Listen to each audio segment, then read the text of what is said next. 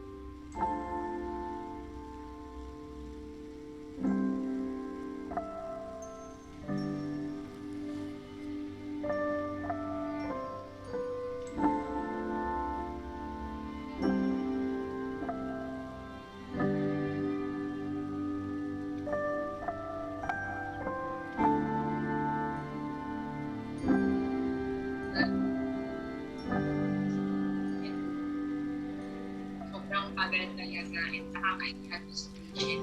And the worst talaga na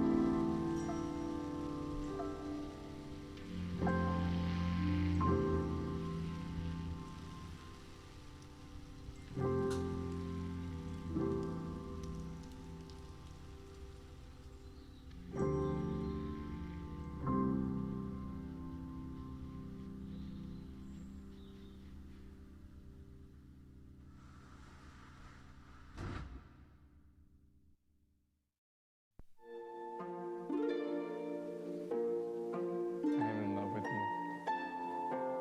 you.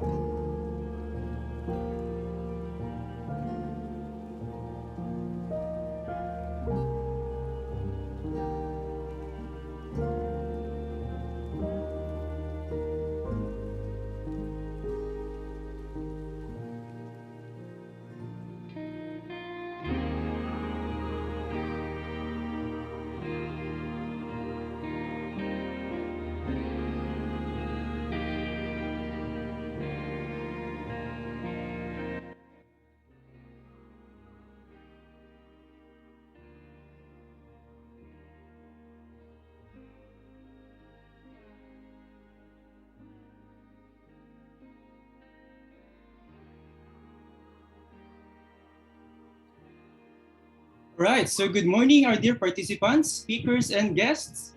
The Bicol University College of Medicine, Sigma Lambda Chi Fraternity and Sorority welcomes you to this year's Integrative Medicine Seminar in collaboration with INAM Philippines and International Shenzhen Society. Also, we would like to acknowledge the presence of Dr. Ruben Caragay. I am Angelo Fojas. You can call me Jello. And I am Joseph Cedric Duano. You can call me Jorik. So we are your hosts for today's event, where you will learn a lot of mind-blowing techniques and principles in the field of integrative medicine So, ready ka na ba, Jello? Ready na, Jorik. Mukhang marami tayong kakaibang matututunan ngayong umaga. I'm sure it's gonna be very exciting. Yes, actually very curious din ako kasi hindi ito yung field na masyadong na-explore natin sa medical courses natin. So, alam ko maaga pa, but why don't we ask some of the audience, no? Excited na ba kayo, guys? Pa-unmute na lang if you want to say something. Give me a yes, SLC broads and sisters. Or heart reacts, pwede rin yan. Andito po ba mga batch 2024? Heart reacts na lang kung ngayon yung mag-ingay, pero pwede kayo mag-ingay. Ayan, may nakikita din ako from batch 2023. And everybody heart reacts. Good morning. All right, I think ready na sila. Let's do this, Jello. All right, so before we start, let me just remind all of you that this event is open to all SLC members, Year Level 2 and Year Level 3 BUCM students. Kaya invite natin lahat ng brothers and sisters natin because we prepared a lot of cool things for you this morning. That's right, Jello. So let's get this started. We will begin today's program with an opening prayer, followed by the Philippine National Anthem.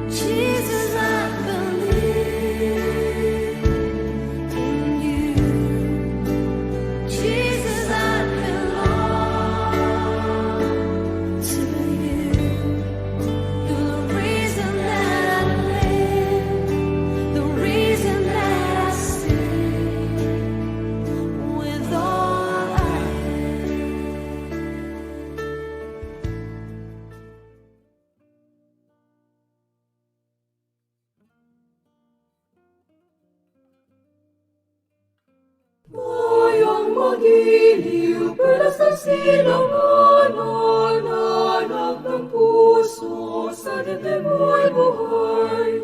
Lupang hinirang, tuyad ka ng magiging, sa manlulupig, di ka pasisilip. Sa dagat at bundok, sa simoy at sa langit mabaga, may nilagang tulad, awit sa paglayang minamahal. Ng matawat mo'y tagumpay na naglilingig, ang bituin at araw niya kailan pang mali magdidilim. Lupa ng araw ng bakit pagsinta mo'y langit sa piling mo. Aming ligaya na pamay mga pirang mamatay ng dahil sa'yo.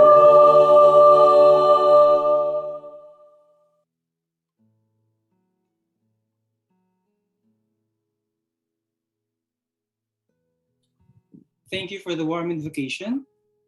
Now, to welcome us all, here is one of our project heads, Ron Aguirre. Let's give him a round of hearts.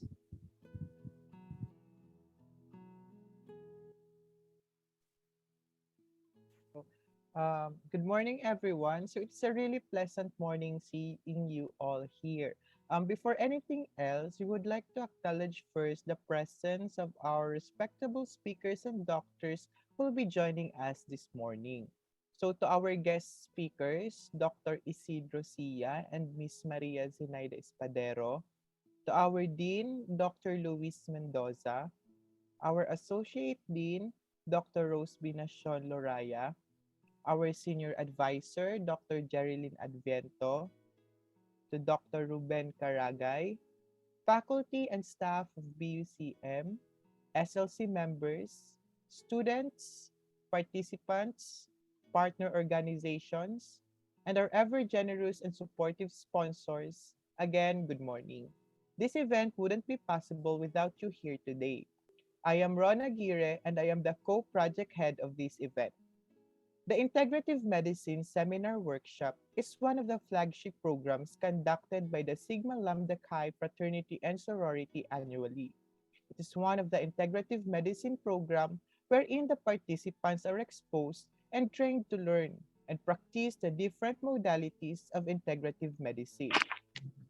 As part of molding the characteristic of a five-star physician, Sigma Lambda Chi Fraternity and Sorority seeks to expose its members to public health service. This organization is committed to promoting health and well-being, and such activity aims to equip its members and participants with skills and knowledge from the integrative medicine and to serve as an avenue to gain and sharpen the skills which would be utilized for the future clinic. After every lecture, we could also ask questions to our relevant speakers. So please join us until the end of this event. So without further ado, and to finally open and start this event, I would like to call on Mr. Joseph Cedric Duano and Mr. Angelo Fojas to guide us throughout this event.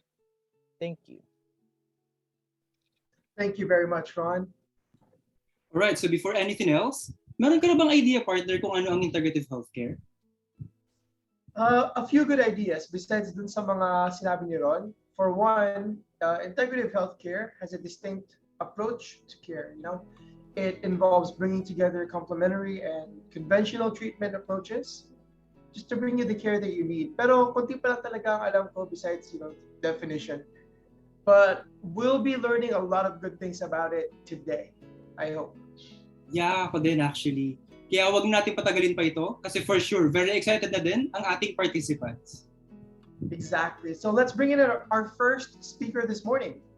So for our first speaker, he is the Executive Director of the Integrative Medicine for Alternative Healthcare Systems of the Philippines, convener of Aralan ng Gamutang Pilipino, and chair of the Subcommittee on Traditional Medicines of the DOH Health Technology Assessment Council.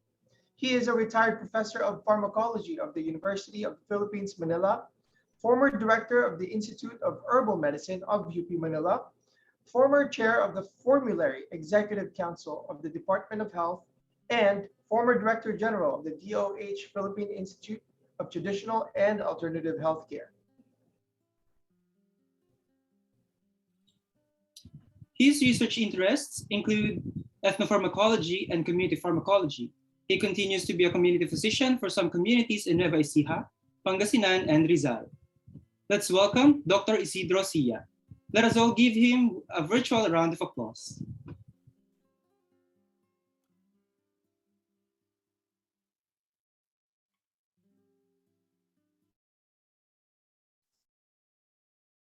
Magandang umaga sa lahat. Salamat, Joric and Jello. Napansin ko lang kasi kay Ron, nakita ko si Ron, ang mga background nyo hindi mayon.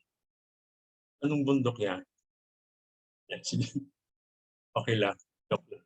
So, eto pa, I'm happy to share. Well, gusto kong batiin yung mga kakilala ko. Sorry, narinig niyo na ako? Hello?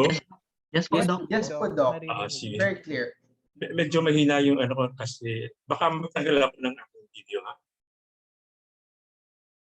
Mahina kasi yung aking tatanggalin ko ang aking video. Hindi ko na matanggal. Anyway, yung topic sa araw na banggit na nila, actually, yung integrative healthcare of medicine, sa aking parte, ang tungkol sa medicinal plants.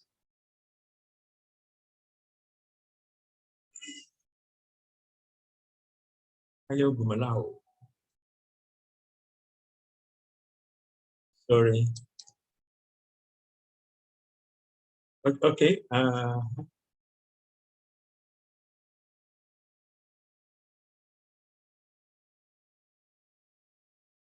Nagloloko ang aking... Okay? Mas okay na yung ang screen. Yes po, Yes Doc. po. Nakikita na po So namin. nagpapasalamat Yes, ako sa Sigma Lambda Chi, Fraternity and Sorority. So nagustuhan ko yung opening spiel dun sa inyong ginagawa. And I share many of your principles and values. So yung sa akin lang, no, yung bago ko mag-umpisa yung mga terms lang, no. So halimbawa, ginamit natin yung integrative medicine, minsan ginamit integrative healthcare. So mamaya ipapaliwanag ko.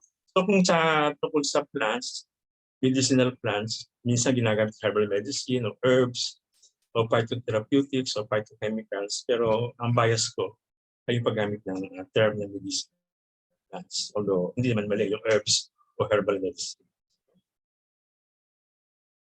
Ganun din yung herbarium, parating yan, no? Parating, actually a collection of dried plants, pero marami akong nakikita ng mga garden sa school na talaga din herbarium, pero actually herbal garden na. Ngayon yung term ng medicine at healthcare. So kahit sa WHO, sa US, NIH at sa Pilipinas, iba yung nagagamit, no? Iba sa WHO, ngayon, ang terminology is traditional, complementary, and integrative medicine. Ayun, although yung former usages ng WHO would be, noong unang-una, traditional medicine, tapos naging traditional medicine, complementary, and alternative medicine, tapos naging traditional and complementary medicine, at ngayon ay traditional, complementary, and integrative medicine. Pero tayo sa Pilipinas, sa PITAC, nakako tayo sa traditional and complementary medicine. So ito yung ginagamit natin sa document sa PITAC. Although yung pangalan ng PITAC is, yung institution is Philippine Institute of Traditional and Alternative Health Care, pero yung batas ay Traditional and Alternative Medicine. So ako minsan napapagbago ko yung medicine and health care, pero siguro kung politically correct, maganda na gamitin ay health or healthcare. So ito rin yung yung sa mga terminology sa medical systems. Kanina medyo nabanggit ni Jorik yung sa integrative medicine.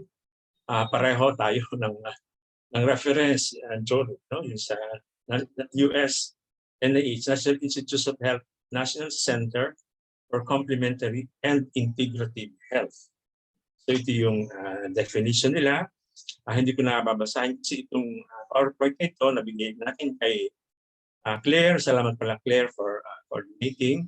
At yung lahat ng interesado pwedeng makopya o mabigyan ng PowerPoint. No? So, mainstream medicine, yung natuturutunan natin. For example, sa Bicol University, College of Medicine. Pero I know from my friend Ken, Dr. Karagay na malakas, of course, the current dean, Dr. Luis, na malakas ang Bicol University sa integrative health. Pero subject ito. Okay. So yun ang mainstream medicine. So itong iba, traditional medicine, alternative medicine, complementary medicine, integrative medicine, parang na-interchange yung paggamit ng mga pangalan. No? Pero basta isipin natin na itong mga ito ang non-mainstream medicine. Pero sana sa mga term, may eksakto silang mga kahulugan. Halimbawa, traditional medicine, WHO at PITAC definition, maganda ang kanilang definition. Pero ang sasabihin ko lang, yung pinaka-importante, not necessarily explicable in the context of modern scientific, philosophical. So ito yung respeto na pinakikita natin sa mga traditions, no? China, India, sa Pilipinas. Ito naman susunod, alternative and complementary medicine, mas definition yan sa US at magiging yung integrative medicine sa US. So sabi ko kanina, yung traditional, complementary, and integrative medicine ang mas ginagamit ngayon ng WHO. Pero sa mga ng WHO, sa kanilang website, minsan ginagamit din nila yung traditional and complementary medicine, yung PNC. Okay?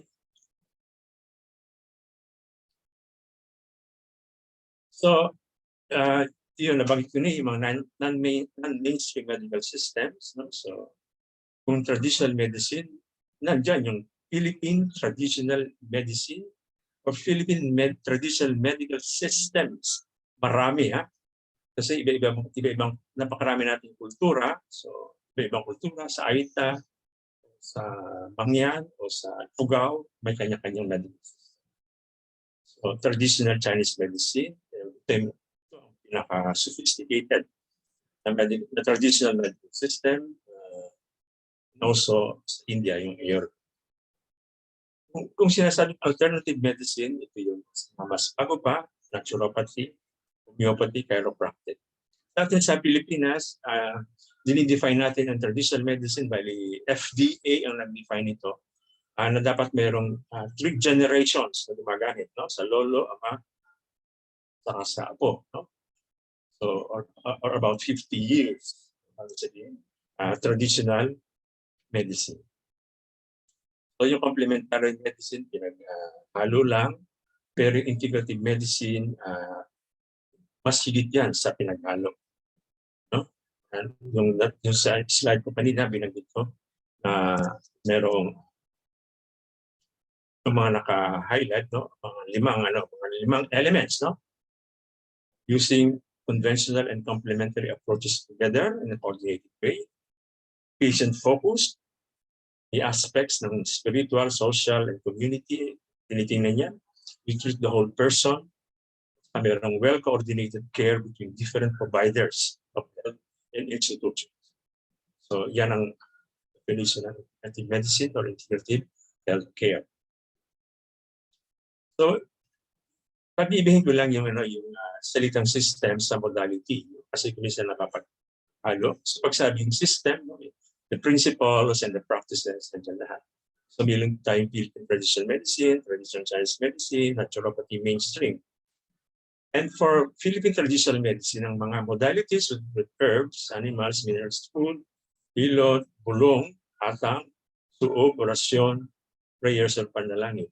So, sa Bicol, meron tayo, di ba, mga parahilot, para bulong, para santiguar, yan, yung mga ganun. So, sa Bicol, merong mayaman na traditional medical systems. Sa China ito rin. No? So ito, mas familiar kayo siguro. Kasi ito ang mas gamit, no? Puncture, etc.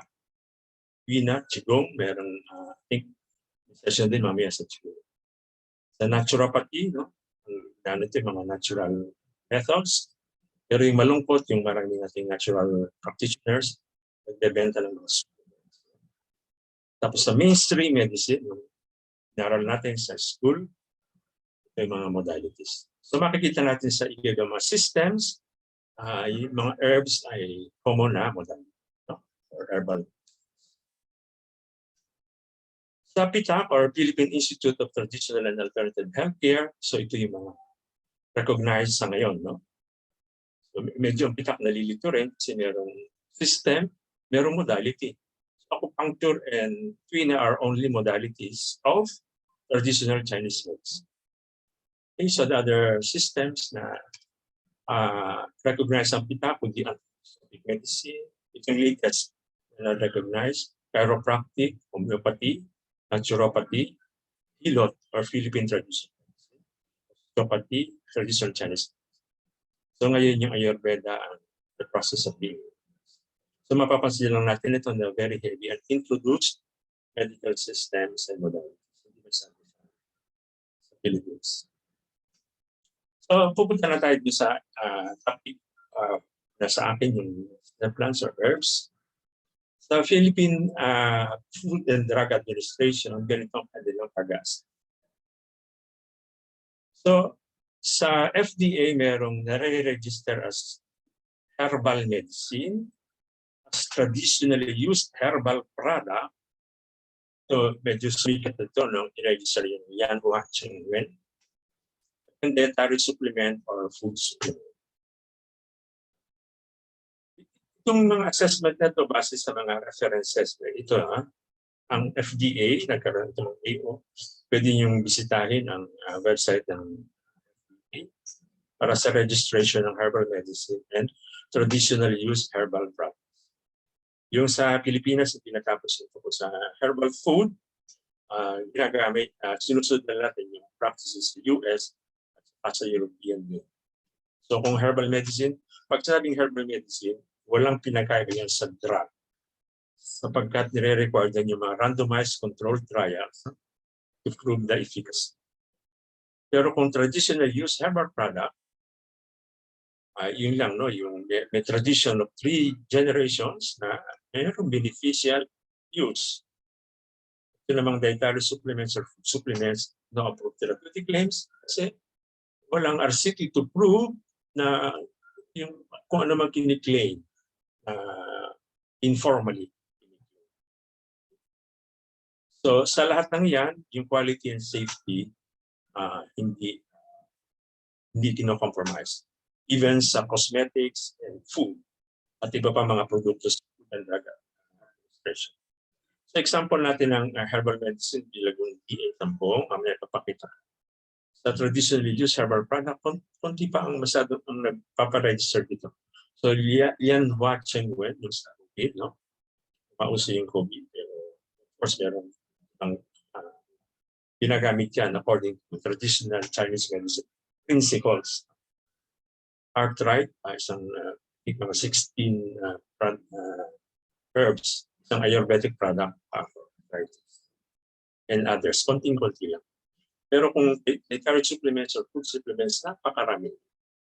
PCO, tawa-tawa, ginkgo, noni, etc.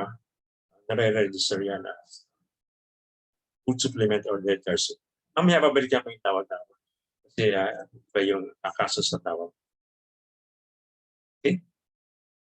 So sa ating Department of Health, meron tayong 10 na endorse na herbal medicines. No? Ito. Mamaya kapakita ko ulit. Pero ang nabanggit din lang natin sa ating Philippine National Formulary, ito yung listahan ng gamot, about 700, almost 700 sa Pilipinas, ng essential medicines. Merong 3 lang tayo traditional medicine derived, no? Nagunggi, Sambong, and Sanggubat. Kung compare natin ito sa Thailand has 70 traditional medicine products in their national formulary. So yung sa kanila, bali they registered the traditional medicine. Sa atin, herbal medicine. Hinihinga na randomized control trial. So mas liberal ang Thailand kung kumpara sa atin sa Pilipinas tungkol sa traditional. Pero yung ibang mga medyo sikat na supplements and traditionally used herbal products sa atin sa Pilipinas, itong ginkgo, ginseng, sopalmeto, kinesea, noni, virgin coconut oil, mangosteen, and tawa-tawa. These are supplements. So no approved therapeutic claim. Bawal sabi ng claim sa label.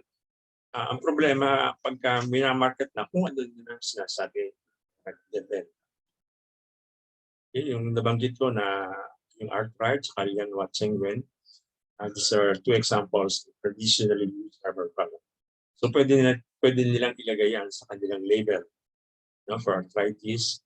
Ito sa Lianhua Watsengwen, respiratory symptoms. Pero binabanggit dito yung Chinese terminology tungkol sa yung binabanggit ko lang yung problema sa tawa-tawa na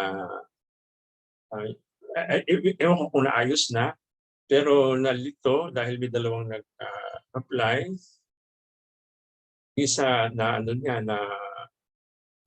supplement, isa namang evaluator na register as traditionally used herbal product.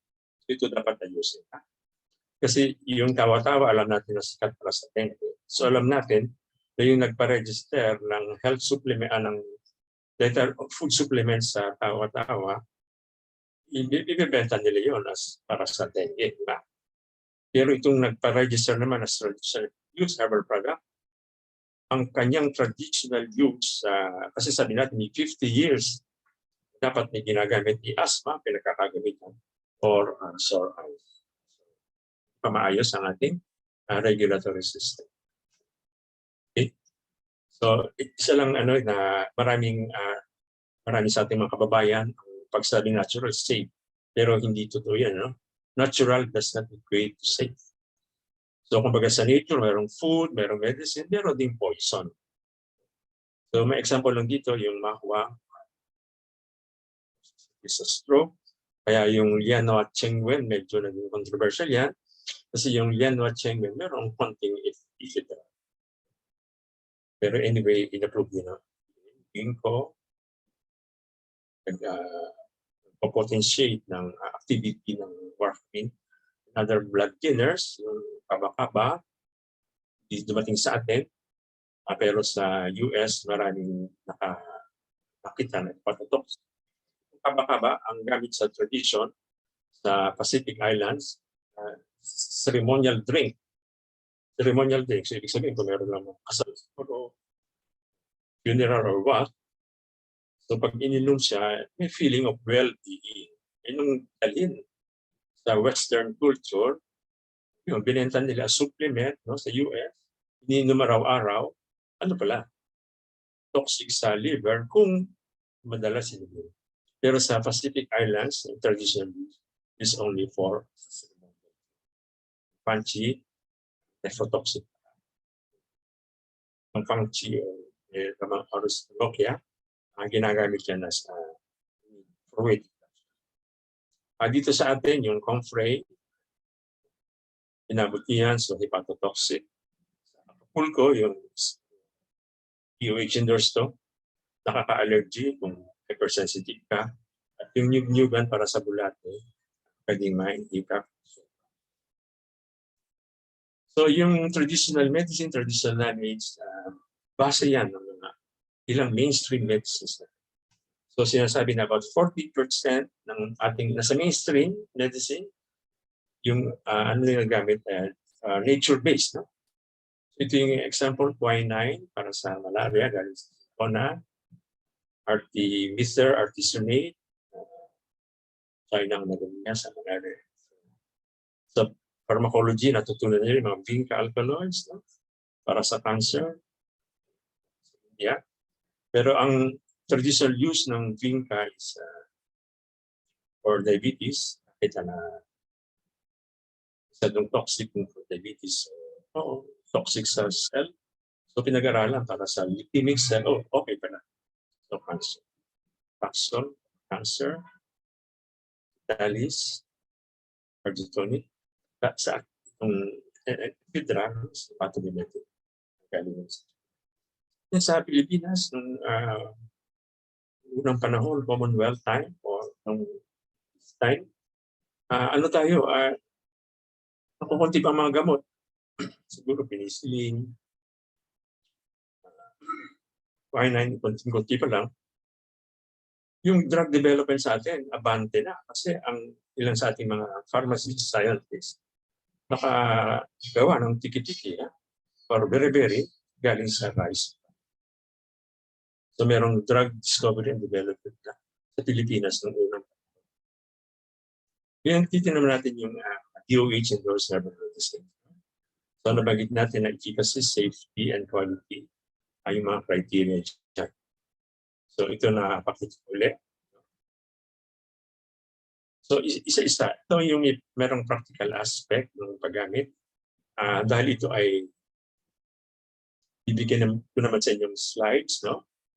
Yung mga data dito galing sa patnubay sa paggamit ng halamang gamot. Itak yan. Ito yung sa naklat na 400 pages. So yung lagundi, ginagamit para sa upo. So, siyempre yung sa arbolaryo, di dahon. Pero sinubok yan na i-standardize. So, 6 na kutsara ng tinagtad na dahon sa riwa kung matanda. Kung bata, ito na mga 2 basong tubig, mga lahati ang tubig. Kaya ang walang takip. Bakit walang takip? Para tumakas yung volatile substances na hindi naman kailangan. So yung active substance na dissolve sa water. Palayok ang ginagamit kasi inert ang palayok. Ang paggagamit ng kaserola. So 3 times a day, bahagi. Pero as integrative healthcare, no, dapat buo, no? So maaring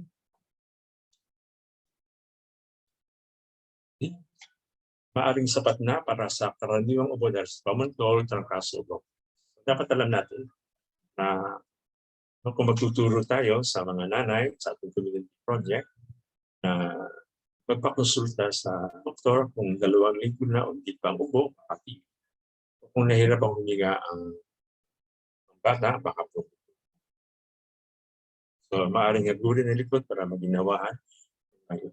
So, yung pinakita ko dito na hindi lang tungkol sa medicinal plants yung ating pinag-uusapan, pero yung tungkol sa ibang aspeto tungkol sa ubo. So, ito naman ang tiyanggubat para sa sakit ng tiyan. Hindi ko na babasahin ng detalye, pero binabanggit lang dito na kasi kung sakit ng tiyan, baka tumen. So, yung sa plant ito, isang beses lang gagawin. Kasi kung simple lang yung polyp makukuha ang tiyanggubat yung sakit. Pero kung appendicitis, hindi. Nababuena para sa sakit ng ulo, sakit ng ngipin, mga pagkano. Okay?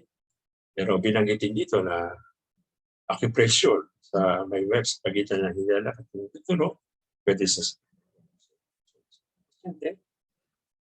siyempre sa sakit ng ulo, yung pahinga, tanto rin yung pumain. Kung nasa sakit ng ulo, hindi na kaya ng Herbal o na acupressure, pwede magparas.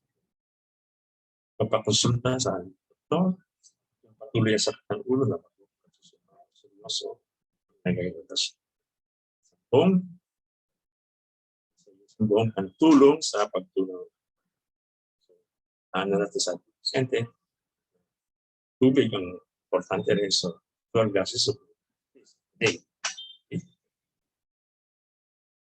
Kaya, pala pantulong, kung ipasa sa pag-control ng blood sugar. Kasi nung panahon ni Secretary David, yung nagkaroon ng problema dito sa Ampalaya kasi ang mga may diabetes, dahil malakas ang advertisement ng Ampalaya, hindi na nila ginagamit yung kanilang metformin o insulin. So nagkaroon ng maraming problema. Kaya nagkaroon ng problema rin yung nagpa-register ng Ampalaya. So ngayon, sinulba yan ng FDA sa tulong ng mga society, endocrine societies natin. So ang dapat sabihin lang ipantulong sa pag yung mga capsules, no? Kung sa bahay, no, magtuturo tayo sa ating mga nanay, mga health worker, bilang pagkain. Isang tasa. Okay. Pero yung mahalaga rin kasi ang diabetes, kung hindi nakokontrol ang diabetes, unang dahilan ng kidney failure, mga nagdadialysis. Importante i-emphasize na dapat ay nakokontrol ang blood sugar. Pinapayo sa exercise, at paggamit ng gamot o gumagamit ng pag-consulta. Ito ang gusto kong ipakita rito rin yung huwag nating i-romanticize traditional. Marami, may tendency at ibang niro-romanticize. Natural products can cure everything. Dapat integrative. Bawang pantulong adjunct control ng gobyerno. So ang mga pag-aaral, ang bawang kasi sikat para sa hypertension, pero sa mga pag-aaral sa hypertension sa bawang, equivocal na. May pag-aaral na sabi okay, may pag-aaral na sabi hindi. Pagka equivocal, hindi muna natin pinapagay. Pero yung mga dieta, exercise, stress management, yan. So katulad ng diabetes, yung hypertension sa rin problema, control. Pangalawa siyang dahilan ng hypertension naman, ng kidney failure o diabetes. Yan, si Magbato, pantulong din sa pag-control ng uric acid. Itong mga ito, hindi ito nagkaroon di successful market. Kasi medyo mahirap din ang magastos sa pharmaceutical process. Pulko para sa fungal infection. So binabagit natin dito ng 3 linggo kasi alam natin na yung fungus o 3 weeks disconnect ang bala, no? Palaala. Yung Acapulco, pwede natin, nire-recommend natin yung sariwa, yung gata. Pero nagkaroon na ng formulation ng Acapulco, ang Pascual Territories, pero hindi sila naging successful. Kasi nagkakaroon na ng green stain yung kanilang formulation. Pinag-aaralan din ng Pascual Laboratories ang Acapulco para sa scabies at pero hindi nila pinasikat. Nagamit niya para sa scabies para hindi malito mga tao. So, sabihin nila na para sa kanan. Kaya ba? Maraming pag-aaral na antibacterial. Yugan. Sa Bicol, may isang malaking pag-aaral sa yung panahon ng 1970s. Halos pinag-aaral ng medicinal plants. Si Zenaida Espadero, taga Isidro Sia. Napakaraming pasyente na involved na tungkol sa yugan para sa nandito yung mga news. Ibinag kanina na hindi mo pwedeng sa dito sobrang kain. Yung yugan ang tawag sa Tagalog kasi ang ito ay lasang mo. So yun ang gist ng ating endorse ng WDOH. Pero marami pa rin useful medicinal plants. Marami rito based on traditional use, ng clinical studies, and experience and other. Ito yung nakapaloob sa patnubay sa paggamit ng gamot ng kita. Interesado at kita. Target yan ng communities at mga community health workers. Primary care workers tayo. Ito ilang mga gamit ng halamang gamot ay sa patnubay para sa sintomas ng karamdaman. Lagnat, sakit ng ulo, bilos, at sakit ng yan o kabag ng patso, sakit ng katawan, pangkala, pangangalit, at kita nyo, meron din mga terminology sa traditional ginagawa. So ito yung mga sintomas, so naman ay mga symptom na sabi natin trivial, mostly trivial or simple ill. Ito may pinakamalaki din ang mga medicinal plants. Ito sa akin mas importante rin kasi kanaan buni alipunga, uto, delisaso yung makabuhay mo. Kaya natin kanina, sa galis, ng bayabas, sa ginagamit niya. Portable yung pasyente, ito, singaw, magandang at sa iba't ibang karamihan. Pero ito mga adjunct lang, pantulong lang. Matapuson, mataas ang kolesterol, bato sa Jesus lang. Nang galing ng gatas ng malunggay, nutrition score. Kain kasi, so gusto natin tingnan na mahalagang kondisyon to. Tungkol sa pagkain, paso, sugat, at ito yung mga halaman para sa bawat state. No? Slide para sa halaman, yung mga nabanggit natin halaman, para sa ibang halaman. Sa alta presyon, sinabi natin, food as a medicine, maging sa diabetes, no? Bilang ang palaya, hindi iba pa rin. Pumutla. Tinuturo natin diba, sa pamumutla. Iron yan, di ba? Pero halang mga iron, atay, karne, itlog, Ang mga gulay, may iron din sila, pero yung iron na galing sa gulay mas na-absorb ng katawan kung may kasamang vitamins. Dapat tinutulong natin yun sa nanay. Ganun din yung sa malnutrition, mga Pilipino, sa bata, ang ating mga problema sa SLC, with vitamin A, iron, protein, saka iodine. So, kung vitamin A ang pinaka-rich din, yan, mga animal protein, no? Pero mahal sila. So, kung gulay, dahong gulay, tuturo natin na yung vitamin A dyan, mas makukuha kung ang mga gulay ay iluluto sa oil. No? Isa, gagatan. Sa Bicol, marami tayong yun. Yung isang pwedeng activity na ituro natin sa community, walang malaki lupa or man gardening, pero gusto natin hindi lang pagka nag-garden, hindi lang sa gamot, kundi sa pagkain. Ano itong mga pwedeng tanin na mga halaman? Ano lang to? Mga halimbawa lang. Halaman, no? Kain, hanggang mga halamang gamot. Ito mabilis na kasi mas gusto magtatanong tayo mamaya. Anyway, bibigay ko itong PowerPoint, bati, ilyo, pantaboy ng lamok, kaya nabanggit natin kanina, balanoy, ito yung basil, no? Pampalasa sa mga lutuin, bawang, napag-usap kanina, citronella, pantaboy ng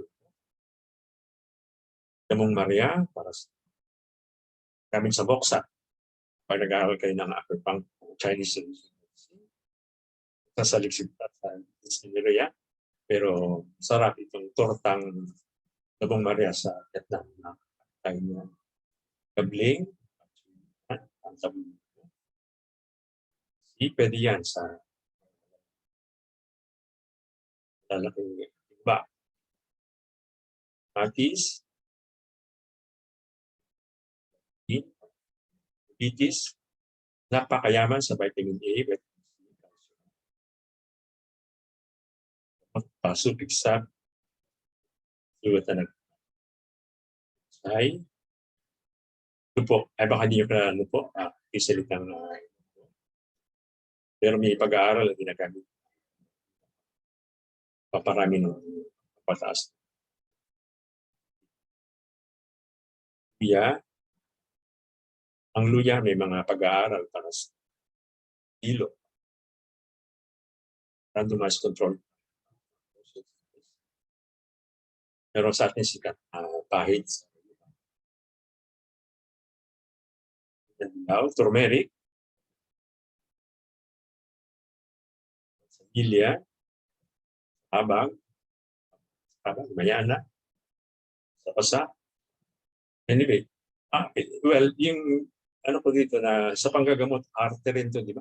Yung pasa naman kusang nawawala.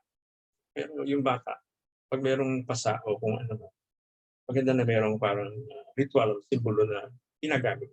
Ginagawa sa okra, kung bilang pagkain, masyadong sa okra, tamtaman lang. At kanyang fiber ito sa FNRI, Food and Nutrition. Pero sa ating gulay, kakainin. Eat a variety of food and uso yan sa diabetes, pero nasaliksik pa sa diabetes. Regano. Sa Cebu, meron silang formulation ng syrup ng mabango, gamit. Sarap din na pampapangalan. Pansita, or sa Palestina, sa Bila, gamit, sa Luyot, kain to. May gamit din sa traditional medicine. Sibuyas, may labuyo, iko. napakayaman sa vitamin A at vitamin C. Bunga. Yung talbos, napakayaman. Thailand, may mga pag-aaral niya para sa sakit na. Sa atin naman, sa ADRE, sa Community-Based Health Program, DNIMET. Ola, okay. Inom. Hindi ko lang nakakain talinom, pero napakayaman niya sa vitamin A. Itong talinom ay wild, tumutubo kahit saan, pero napakabilis niyan po. Kasama ng alugbati, magandang promote ang talinom. Tanglad, tas, napakayaman sa ginagamit yung values para sa lahat. Awa, nasa lipids pa, may research sa dengue. Pero sa traditional use, ang tawa-tawa ginagamit para sa sore, para sa hika. Pero pagka mga tao, huwag natin pinakain kasi mata, dapat sterile. Kung ano mang ilalagay. Iwasan natin gamit ng mga kailangan kung may na. So yung sa akin yun, yung pagkain bilang not that food medicine. It's a variety of food. Katulad ng kambing. Yung kambing, pakunti lang kahit sa pag-tamo. Ini natin ang natural. Hindi yung mga deto. Ito para lang sa may deficiency. Vitamin A. Ang mga problema lang natin. Vitamin A, bata, iron, buntis, zinc. Pero ito kung nakukuha rin sa pagkain, maganda na sa pagkain. Okay? So holistic tayo. No? So naman, pagkain, napakarami pa ang yung mga base naman yung scientific basis ng pagkain halaman. Bakit kakaiwas sakit na ito? Diabetes, fiber sa pero to be holistic din, nag-usapan lang natin halamang gamot. Yung pagpapanatili ng kalusugan, kain, sa tubig, hangin, sikat ng araw, kalinisan ng katawan, ikas ng katawan ng posture, para hindi sakit ng malikod, exercise, pagbabanat ng buto, yung trabaho, exercise yan. Hinga tulog, lifestyle, walang sigarilyo, bisyo, panatag na isip, gardening, magandang relasyon sa pamilya, pananampalataya at mabuting isip. Yung kalinis sa paligid, pag-iinis.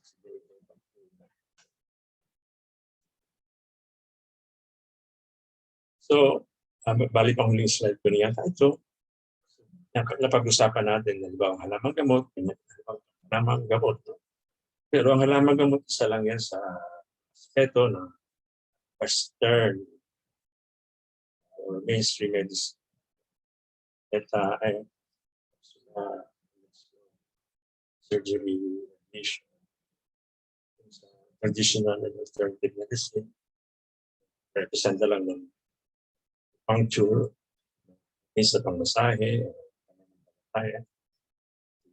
ginamit ko sa dahil kanina, transit, para natural na paraan, exercise, pahinga, tubig, pagkain, hangin.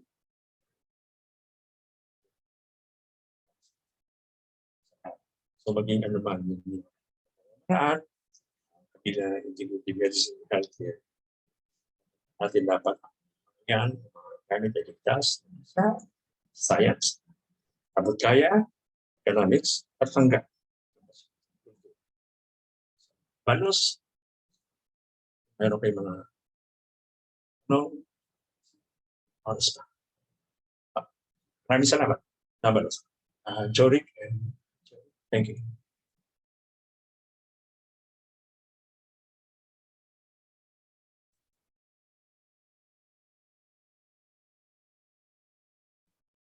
Yung basta ko ano. Dan ako. Tayo. Okay. Zurich and Jello. Okay na. Yes po. Looks like nakita na natin yung mayon sa last part ng lecture niyo po. Maraming salamat po, Dr. Isidro Sia, sa mga tinuro niyo po sa amin. Actually, marami din doon mga parts na hindi ko na-realize na, ay, medicine pala yan. Kala ko pang nilalagay lang nila sa harapan ng bahay, pang dekorasyon na halaman, di ba? Pero thank you po sa mga tinuro ninyo. And Jello will open the floor for questions. Alright, so now, bigyan naman natin ng chance yung participants natin to ask some questions. So you can type in your queries for Dr. Sia on the Zoom chat box, or you may raise your hand and we will gladly acknowledge them. Ayan, so type in na muna ninyo yung questions ninyo sa chat box natin, or you may raise your hand. Also, while waiting for your questions, we would like to acknowledge the presence of Dr. Leo Martin from the pioneer batch of Bicol University College of Medicine. Hi po, Doc. Thank you. Meron tayong question. Hello, Doc.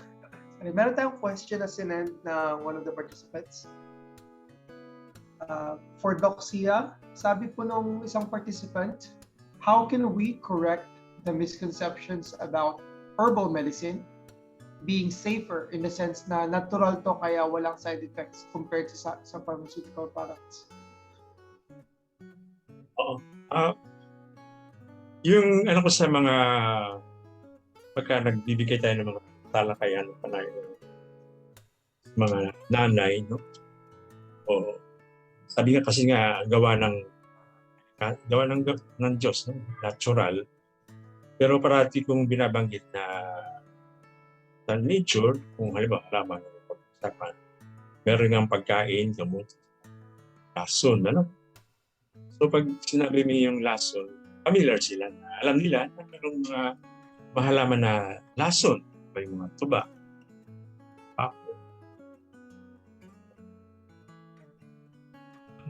Yun.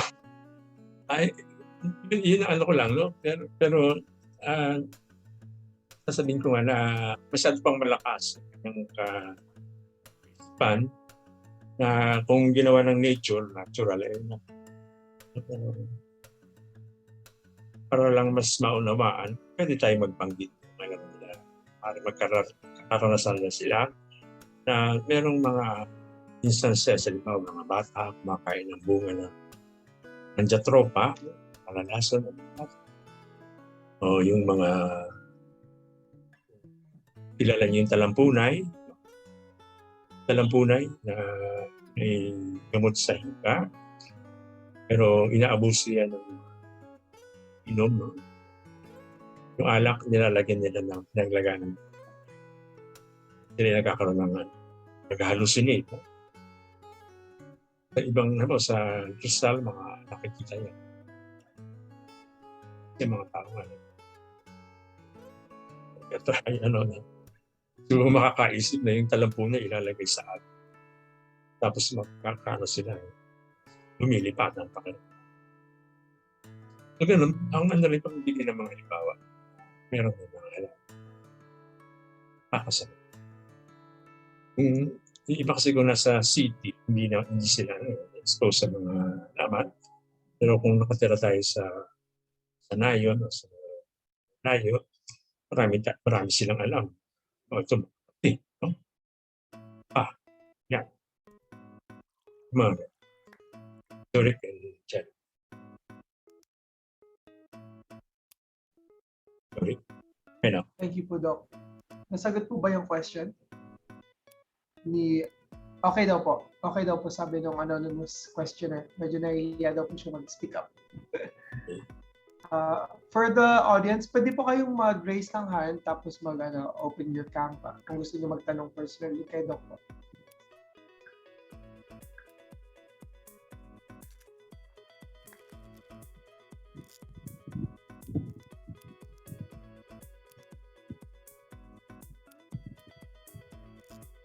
Okay, I guess meron pa tayong isa pang question. So, Doc Sia, for the question number 2, in the setting of a less fortunate patient, should we just let them take daily herbal supplements instead of non-compliant practice of taking prescription maintenance? Thank you. Depende din sa sakit. Depende sa sakit. So, as healthcare workers or practitioners tayo, alam natin na pag tumitingin tayo ng isang problema sa pasyente, titingnan natin yung nature ng sakit. Anong dahilan? So, halimbawa, nakita natin, halimbawa, common cold lang siya, viral lang. So meron tayong idea na itong sakit na ito, cold or upper respiratory tract infection virus, self-limiting siya. Pinaka-importante ay water, halimbawa. Tapos sa akin, may pasyente, gusto may inumin pang iba, mag-offer tayo ng calamansi or oregano, kung anong meron siya. So, ang pasyente kasama. Versus kung naman, halimbawa, sa bata, nakita yung bata, nahirapan huminga, no? Mabilis ang spiral. No? Tamlay ang bata, so maaaring may bronchopneumonia ang bata. Pagka gano'n,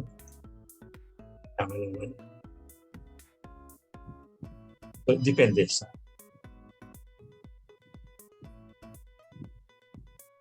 gano'n.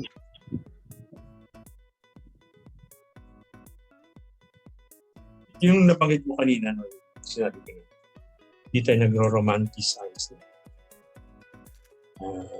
Kasi yung ibang natin ko, ano sa kung anong yan, mga yun na nga, sa natural, okay, makagamit ang lahat. Pero sa akin, teachingan ko ano yung problema.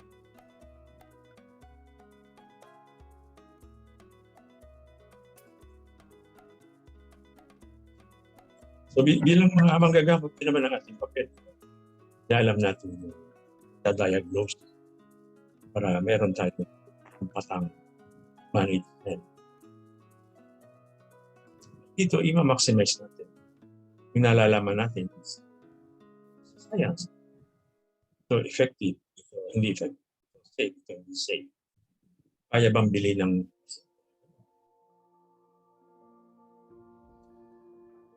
gamitin ba niya? Yan.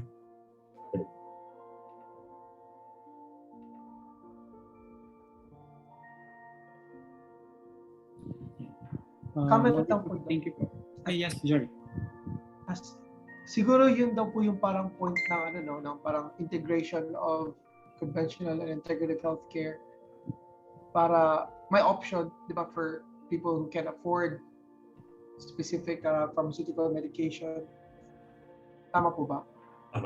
So, kung makita na yung definition ko, nabasa mo rin sa website ng National Center for Complementary Integrative Health, no? Pinakita mo na complementary yung paggamit ng mga process. Sandali lang, pero sorry. Tama.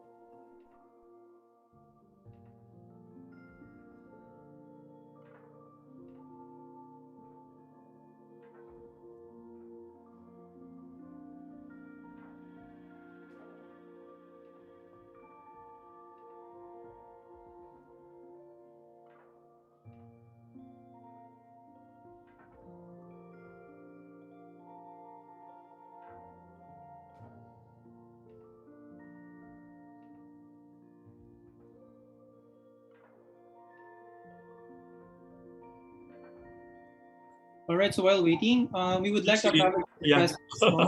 Thank you. Okay na. All right. Yeah, sorry. We would like to acknowledge the presence of Dr. Tita Sikat from ISZS.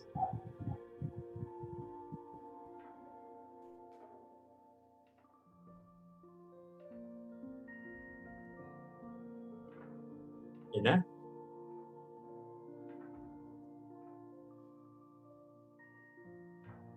Nasaan ba tayo kanina? Yung si Zenaida Espadero, si Jello, si Dory. yung pinag-usapan natin yung integrative medicine or integrative healthcare, no? Na yung nabanggit ko nga yung pwede nyo balikan yung sa slide ko na yung isang component doon, pinaka-importante, patient-centered, no? Patient-centered.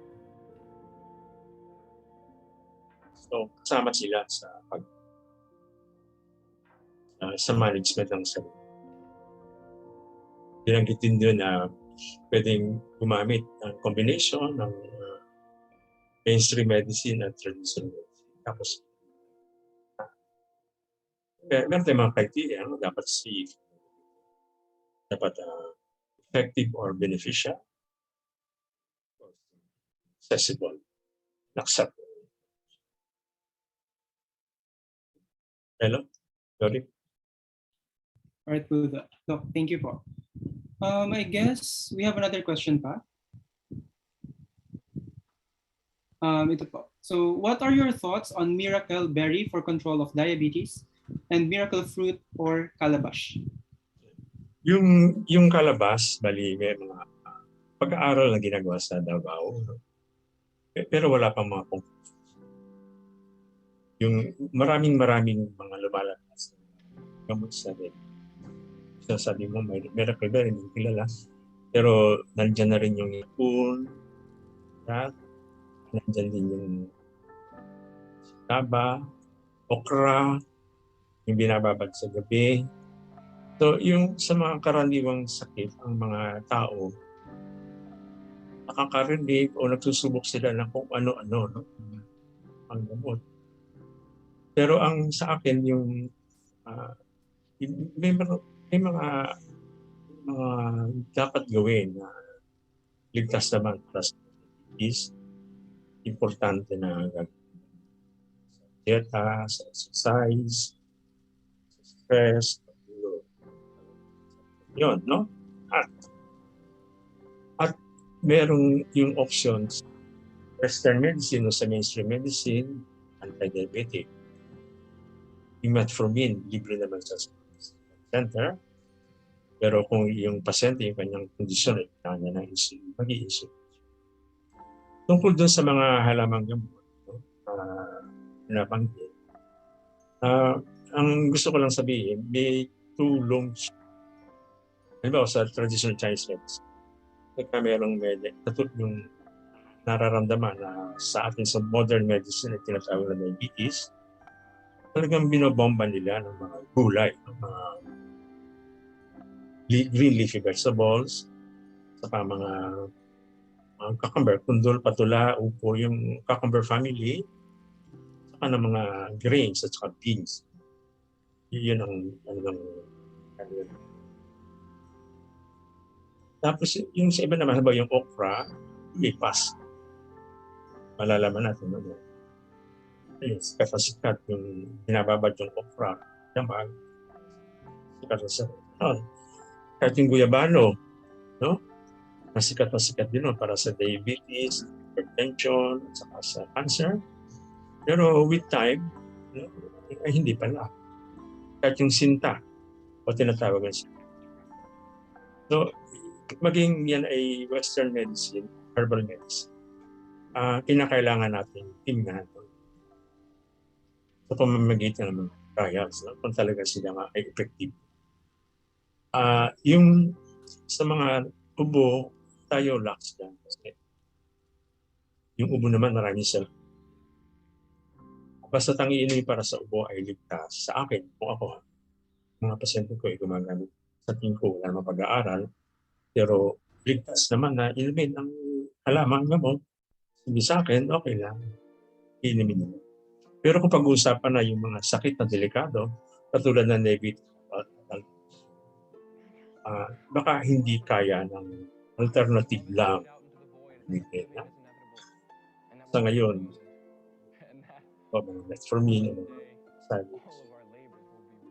baka yun ang kailangan ng pasyente. Stable na. Pero kung mga pre-diabetic, diet, stress management, tama ba? Yun ang sa tanong sa kalabas, sa miracle. wala. Akin hindi siya proven pa isa o beneficial. Parang non-pharmacologic management, diet, no? Saka kung kailangan ng metformin. Depende sa Jello.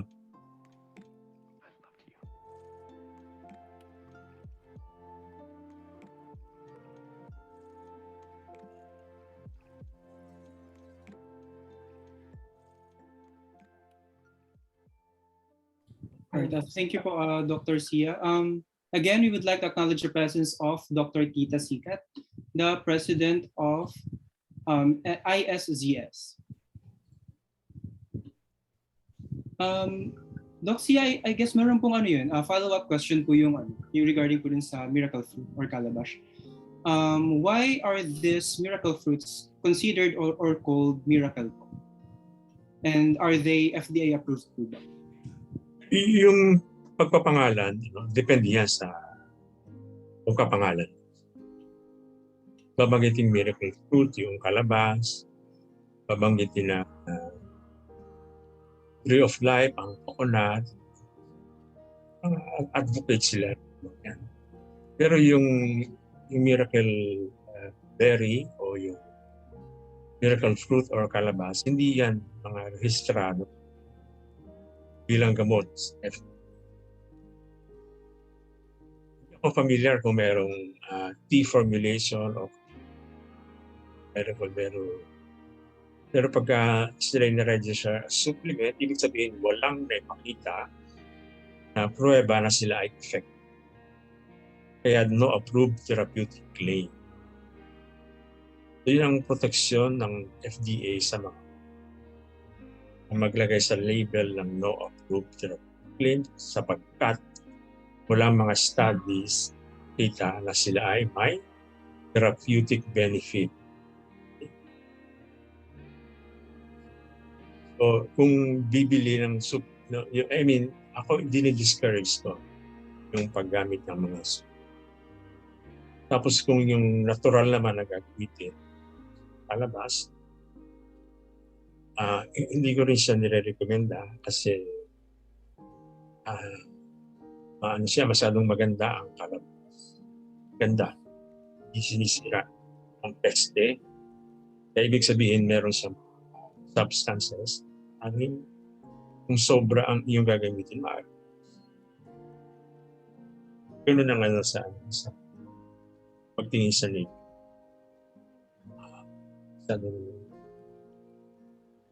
Hindi sila pinakain ng peste. Meron silang sangkap na panlaban mo sa peste.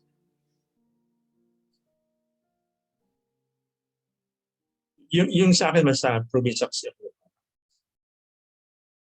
ako pagka kinakain ng baboy, yung baboy kasi medyo siya selective na.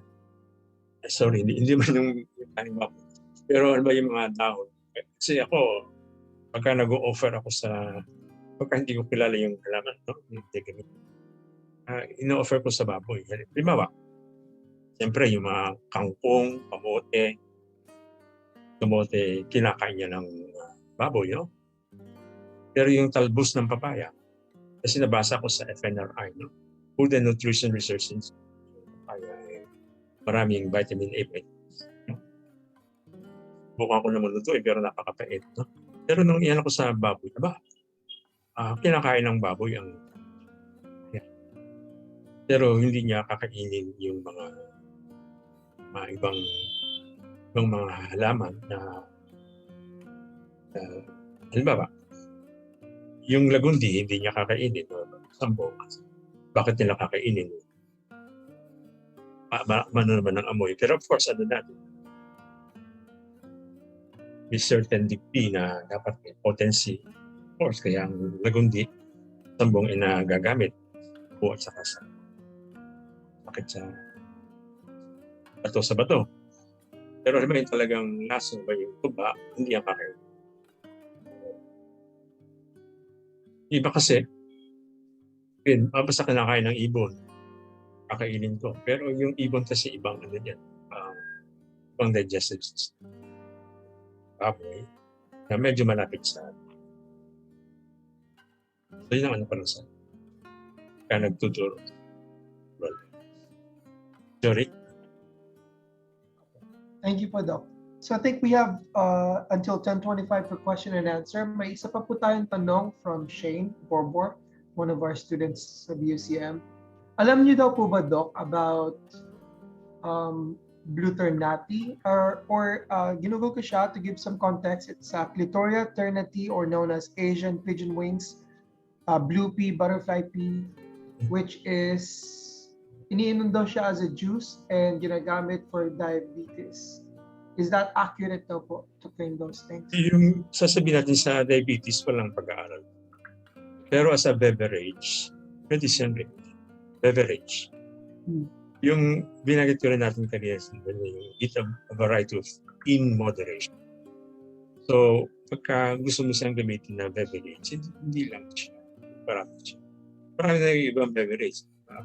Ternate, meron kang yung usual na tea, mild, gumamela. So, ganun, variety. Pero sa diabetes, pero masasabi ko kung tayo ay plant-based, kain, plant-based. Maraming gulay, yung prutas, yung tama lang. Tapos yung karne, protein, di ba? Sinasabi mo, 1 or 2 max back size a day lang. Nag-iingat tayo sa maalat, mantika, matamis, magandang exercise, at iba pa. Healthy lifestyle. Preventable ang diabetes.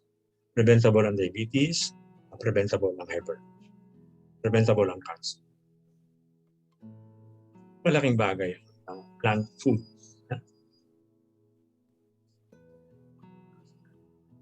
So, nagamitin natin yung diet na mas marami tayong gulay.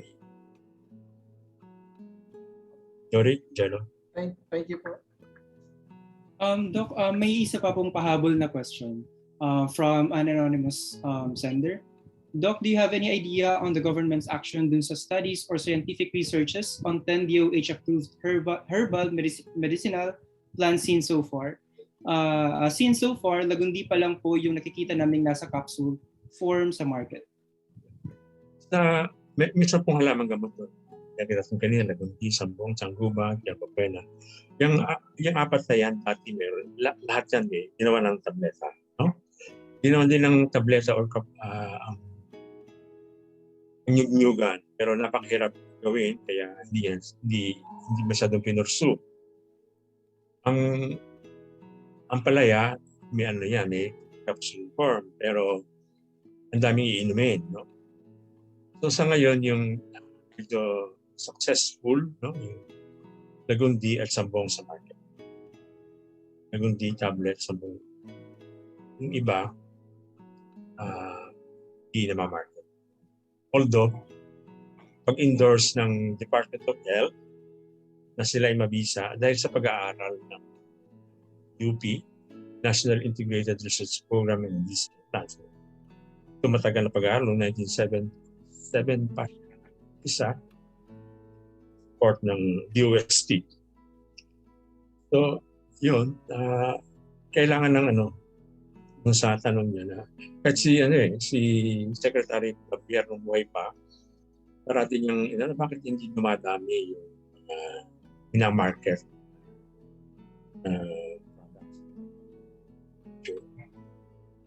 ginagawa naman yun. Kita nagsusupport kita ng PCHRD para sa medyo mabagal talaga. Kung pag-uusapan natin products na capsule.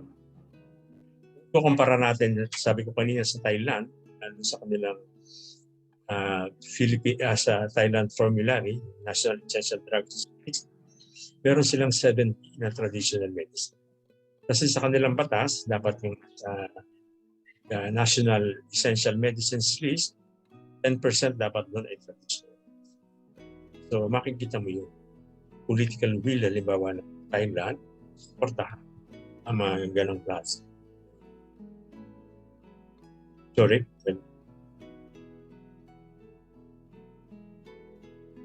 Right, so thank you po, Dr. Sia, for answering the participants' questions po.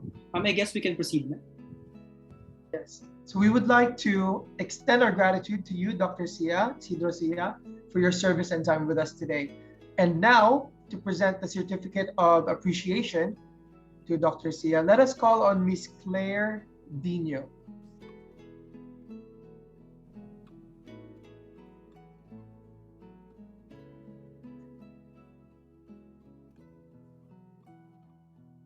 Bicol University College of Medicine and the Sigma Lambda Chi Fraternity and Sorority, in collaboration with Integrative Medicine for Alternative Healthcare Systems Philippines and International Zhangzhen Society Foundation, presents this certificate of appreciation to Dr. Isidro Sia for sharing his invaluable knowledge and expertise as the guest speaker on herbal medicine for Integrative Healthcare Lecture during the Integrative Medicine Seminar Workshop held last 5th day of March 2022 via Zoom meetings.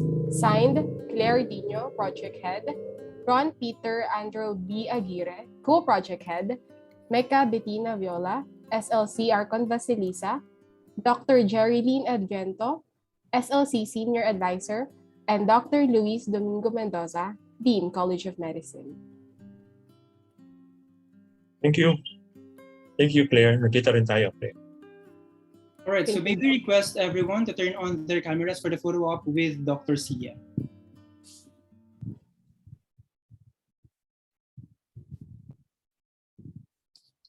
Open po ng camera. So, on 3. Ready? Sige, wait lang. Let's wait for the others to open their cameras.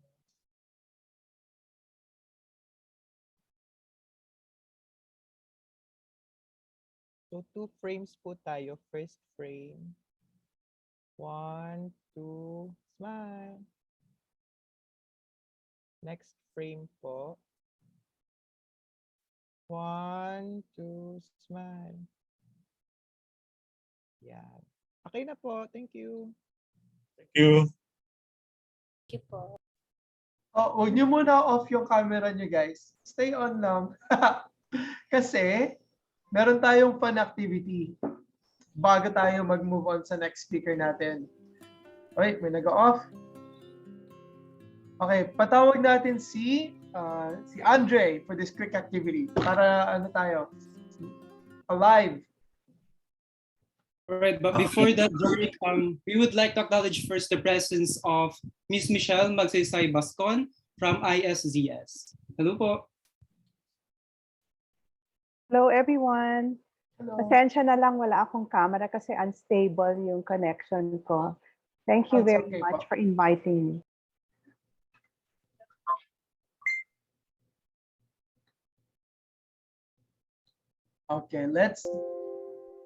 Okay, Andre, take it over. Okay, so thank you, Jorik and Jello. So, good morning, everyone. We'll be having our energizer, short activity lang, just to get our body warmed up for the next part of our program. So, we'll be having a Zumba session live in Zoom. Alaman na natin yun, di ba? So, may we request everyone to open their cameras and tayo, stand up. Magle-let loose lang tayo. Enjoy lang para mag-flow yung blood sa katawan natin, mas mag-function yung breath. So, Lodge, are we ready po? On cam na, guys. Enjoy lang. Yan.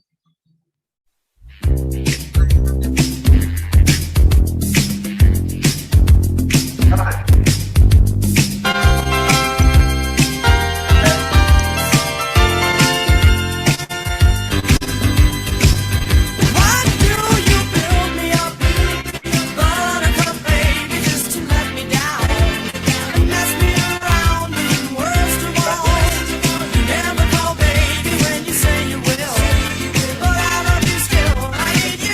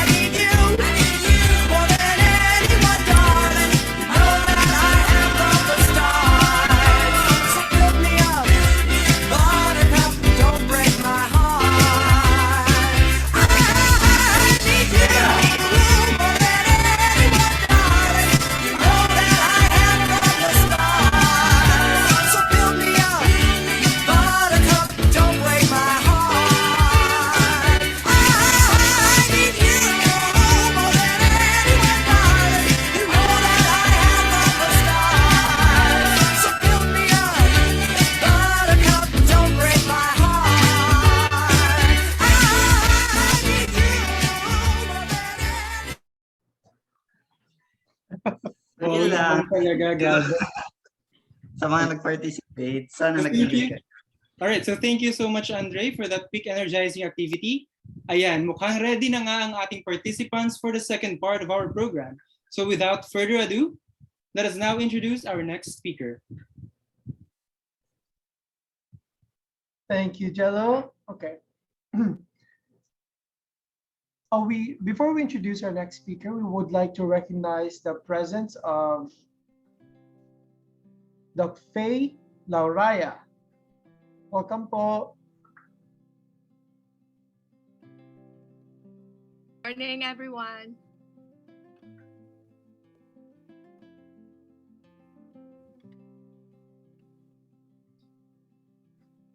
Okay, here we go. Our second speaker is a graduate of the University of the Philippines, Diliman, with a BSBA in marketing. She is a retired businesswoman and a certified Shenzhen teacher from the International Shenzhen Society Foundation Incorporated. She was trained by Master Li Junfeng, the founder and principal teacher of the same foundation. She attended and assisted in organizing the first ISZS Teachers Training in Berlin 2001 and the International Teachers Training held right here in the Philippines. Further, she shares the Shenzhen Qi Gong practice through introductory demos, workshops, and regular classes for individuals, private and government groups, medical practitioners, religious organizations, medical schools, universities, as well as local communities. She also conducts workshops for special sectors like senior citizens, pregnant women, persons with blindness, deafness, autism, and others with mental and physical difficulties. Without much further ado, let us all welcome Ms. Zenaida Espadero. Let's give her a virtual round of applause. Hello. Good morning. Hello po. Good morning po. Yeah. So now I'd like, after your beautiful you talk about integrative medicine, herbology, and your energizer.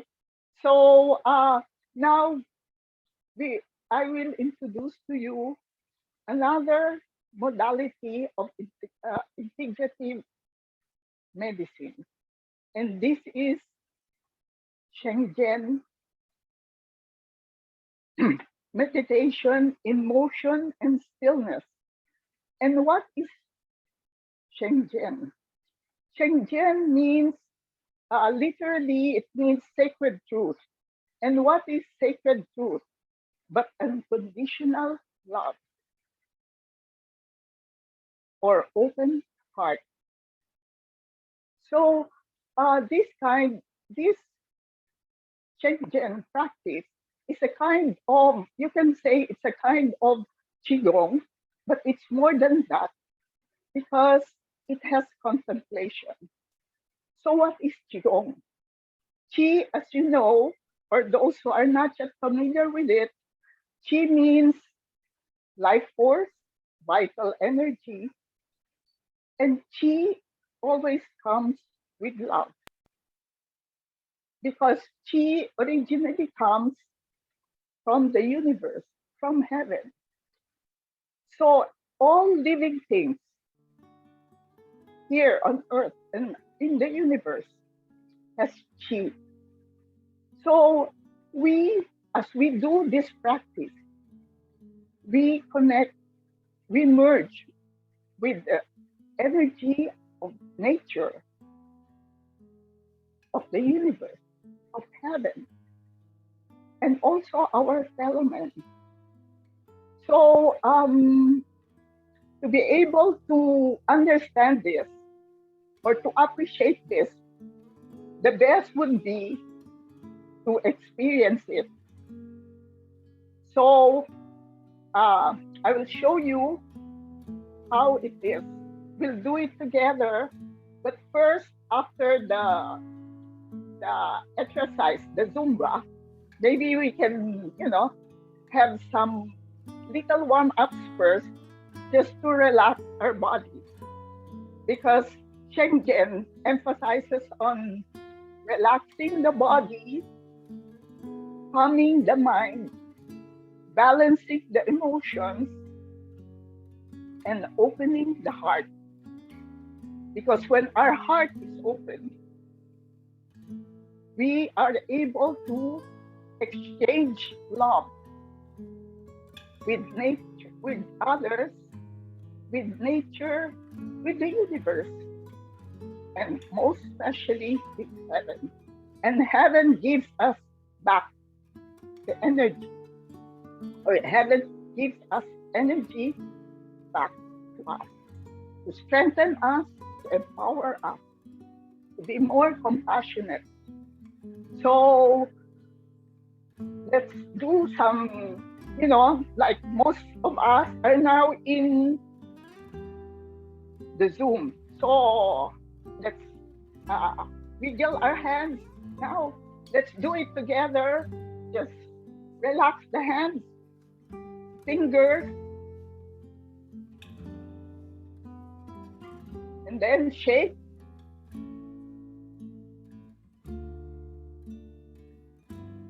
And then up. And then shake it down twice.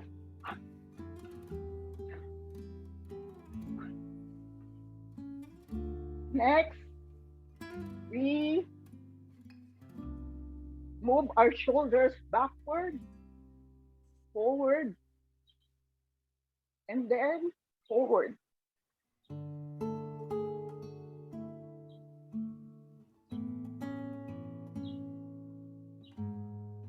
Next, we can do some, we rotate our hips. So sideways, we can stand up for a while.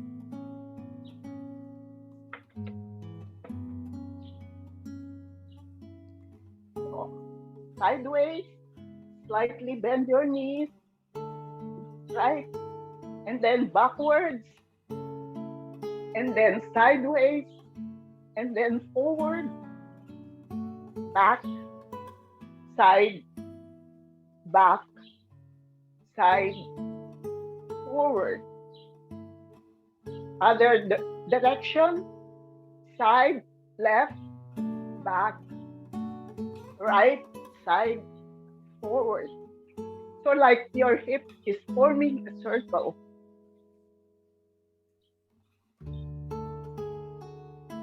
Okay. And now we can, if we cannot do that, let's say yung standing up, we can also do a sitting down with, putting our weight in one bottom, lifting the other one for a while,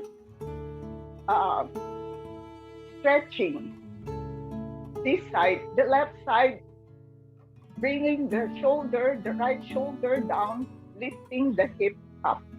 So, but you don't do this. It's only within your sitting, while you're seated.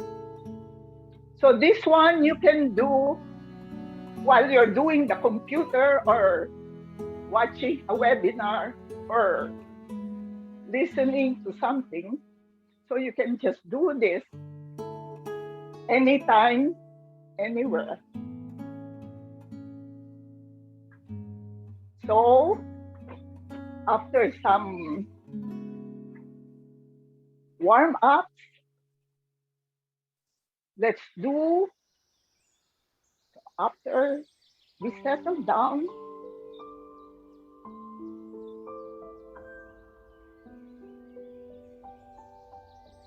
so visualize the Qi, the energy, going in to your body, coming from heaven. So in Chinese traditional medicine, or in medicine, the integrative medicine, we say we are a little universe. And the body, we have 5 gateways into our body. The byway, or the center of the crown of the head, the middle of the palms of the hands, and the middle of the soles of the feet. So in Chinese medicine, this is called byway, Lao Gong, and Yong Chuan. So now, we settle for a while.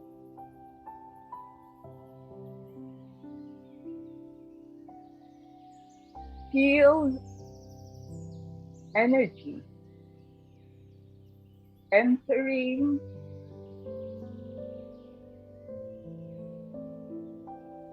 the 5 gateways.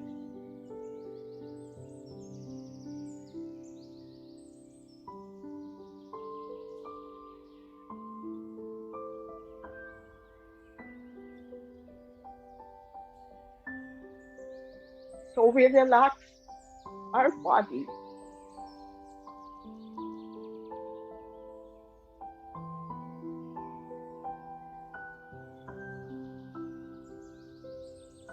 Visualize you're relaxing your face, neck, arms, hands, fingers.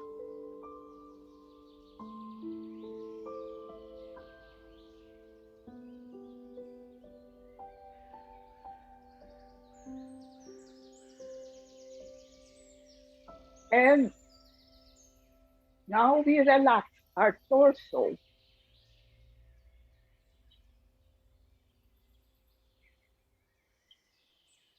Upper torso, lower torso,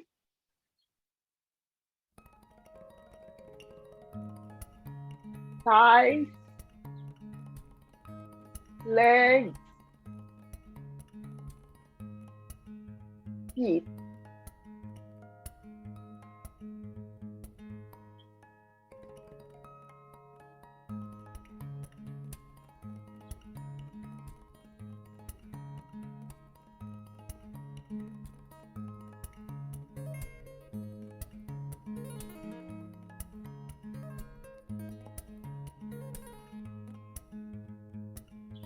Now, before we practice, we begin in Shenzhen practice. We begin with a little ritual called Dongtian movement. Dongtian means heaven. So, like we're asking, because as I mentioned earlier, we're a little universe. And in traditional Chinese medicine, as a review, we say that the Niwan is the intersection of a vertical line from the byway and a horizontal line from the Mintang, or between the eyebrows.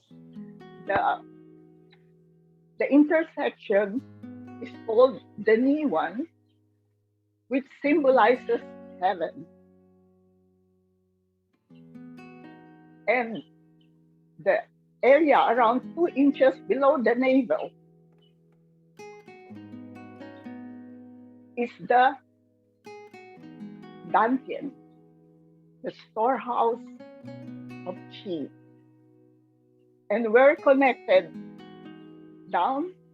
The Niwan and the Dantian is connected through inside the spine by the Renmai. It's like a tube-like vessel where the energy, where Qi flows.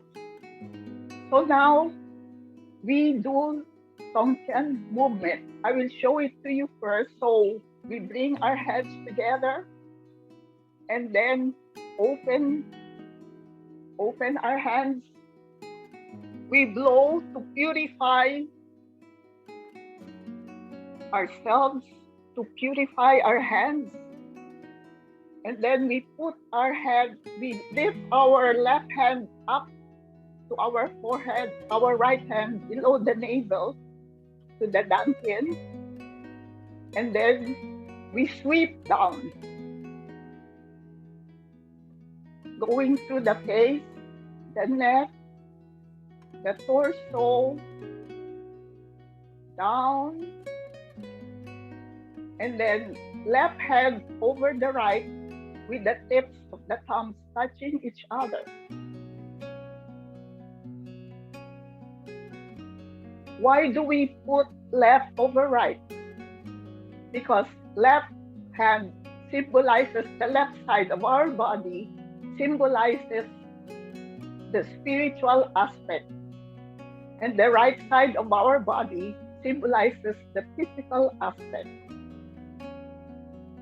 Or in Chinese medicine, this is the yang, this is the yin.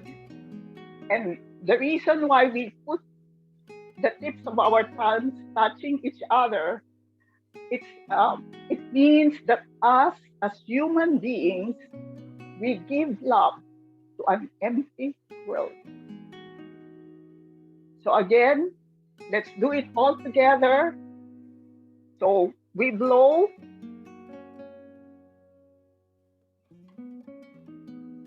So left hand up, right hand down, left hand down, sweeping down slowly.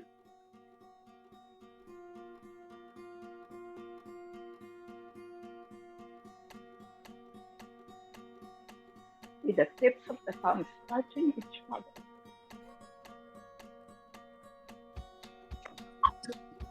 So we just visualize our chi.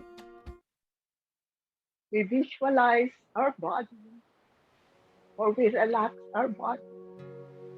We relax our face, neck, shoulders, torso, arms, thighs, and legs, and feet.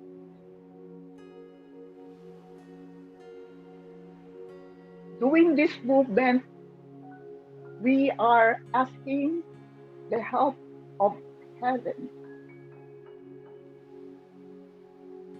to guide us and help us in our practice. So we ask heaven and earth to be with us. And at the end, we offer gratitude to heaven and earth. So now, let's do some energizing or energy again. Let's do some gathering of Qi. So you can stand up or remain seated, but best is if you could stand up.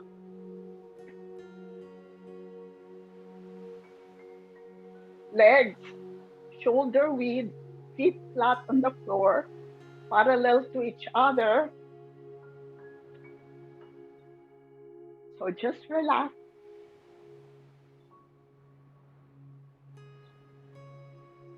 So now,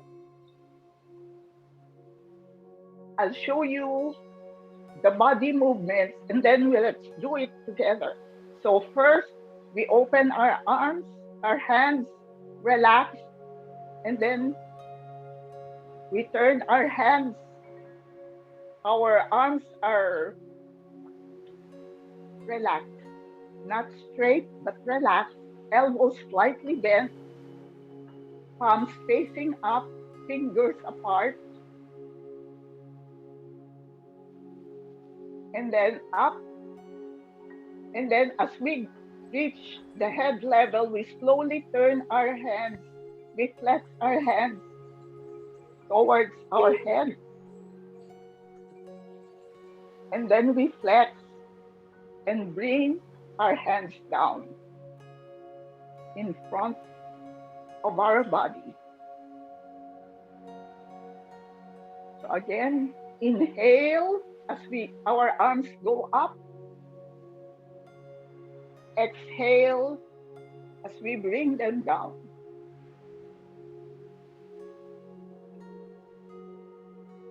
Expand the chest as we inhale. Relax as we exhale.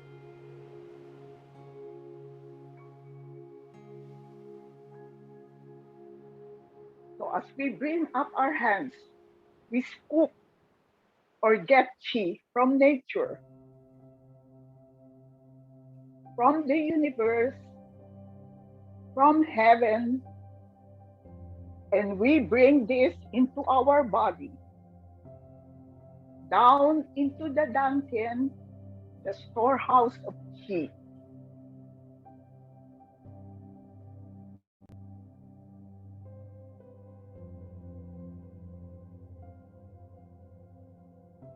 So we breathe in through the nose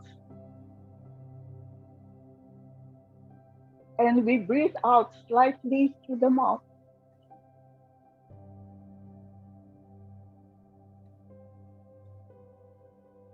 Last two, inhale deep, exhale long.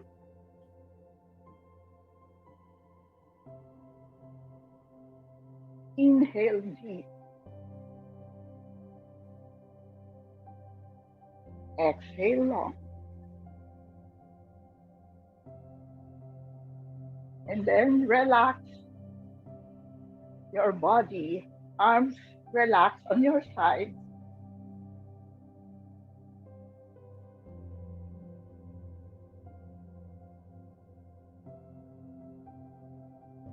So that is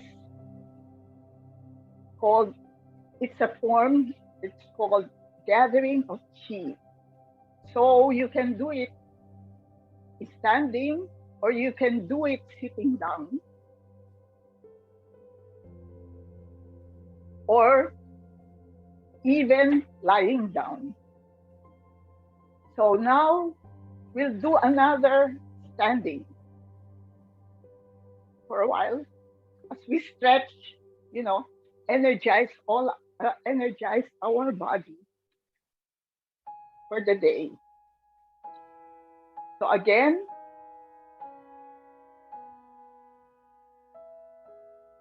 relax the body.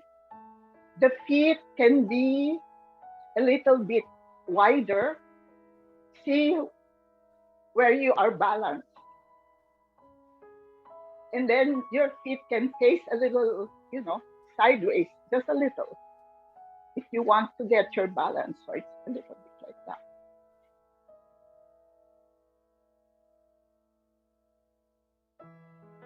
So this is another form. It's called heaven, nature, heart contemplation. We will just do 2 movements, as we have actually 10 movements for this form. So the first one is we put our hands together again. I'll show you the hand movement first. So we open, elbows up, relax, up to shoulder level, relax the hands, and then we flex the hands as we bring them down. The elbows are still relaxed, slightly bent. So again, it's the elbow leading. Our lower arms are just following. And then down. Last, inhale as we go up. As our hands go up, inhale. As we bring them down, we exhale. So as we bring down the hands, it's flexed but relaxed. So that's the hand movement. The body movement is, it's like we bend our knees a little bit as we move our torso forward, but straight. I'll show you sideways. It's not slumped, but straight. Our butt is slightly out, and then we bring in our buttocks in slowly as our legs push our body up as we bring in our buttocks. So again, 1, 2, 1, 2.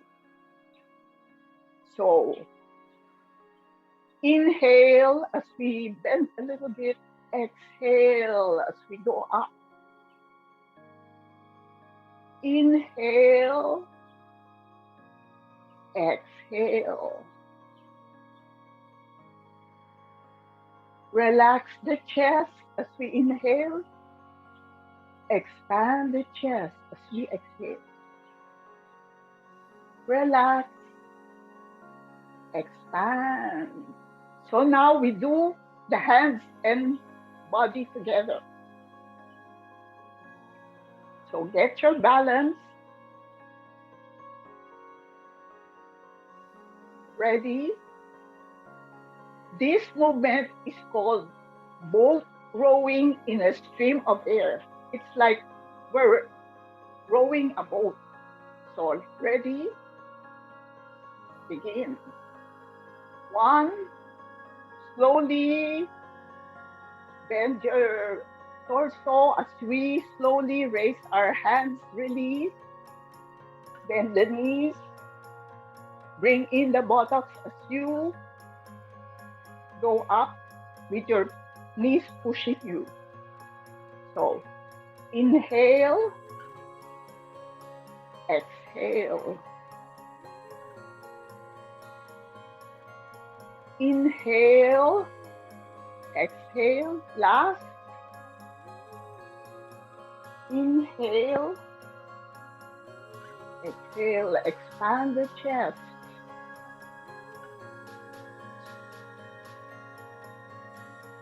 So how do you feel about that? So the next step or the next movement, we do it sideways. We gather Qi, bring it into our body. We exchange Qi with the universe. So we shift our weight to the right. Our right knee is slightly bent but relaxed. Our left knee is naturally straight but relaxed. Our heels are slightly upward, just stepping. I'll show you.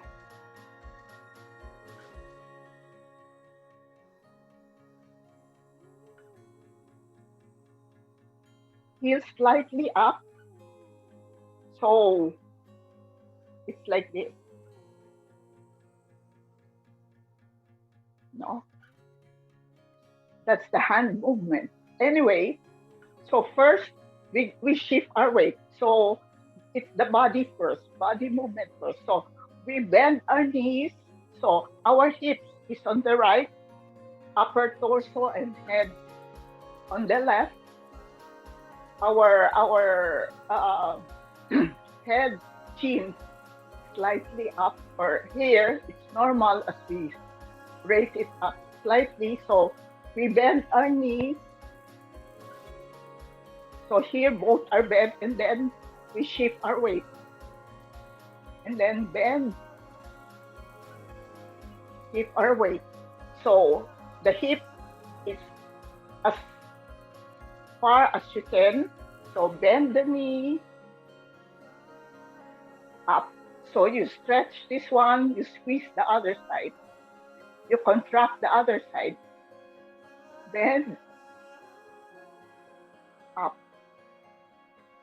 Bend, up. Bend, up. So rest. So the hand movement. So we put one hand, the left hand.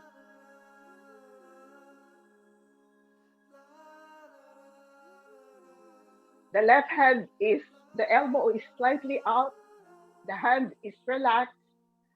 The right hand is flexed but relaxed. elbows relax. So we move, bend down, and then this one passes up. We go up, we raise our feet, and then bend down,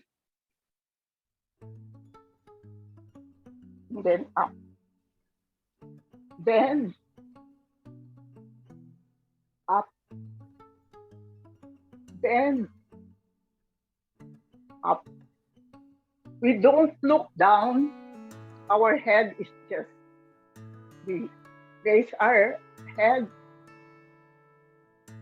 then back to normal, facing front, and then face the right. So our hands are diagonally facing each other, like we're holding a big ball of Qi. So down, up, down, up. And then movement becomes lower and lower, knees little by little, not bent anymore. So not bending so much anymore. But our hands keep on swaying and our hips, but not so much anymore until we come to a stop.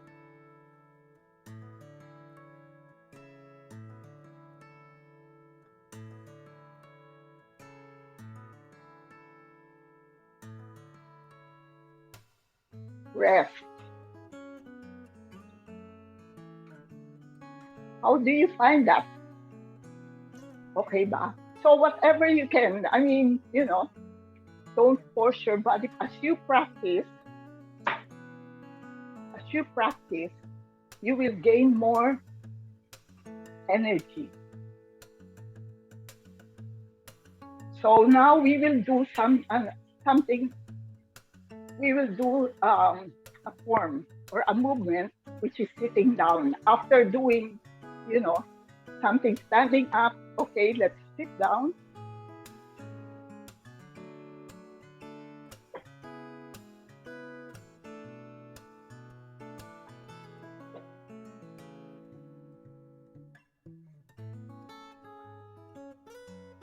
Again, feet flat on the floor. Get a chair or a stool.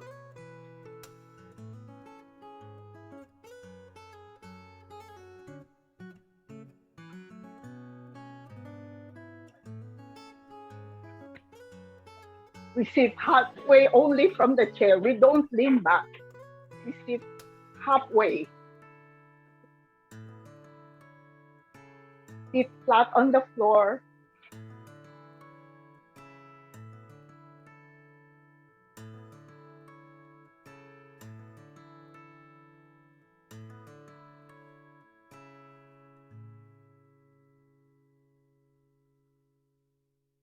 So now we're going to do some healing Qi Gong. In Shenzhen, we have 3 stages of healing practice or Qi Gong. With each one has 10 movements, but we're just going to do a few or 2 movements, 2 or 3, just to have a taste of it. So this one, the first movement of stage 1 is called opening the heart.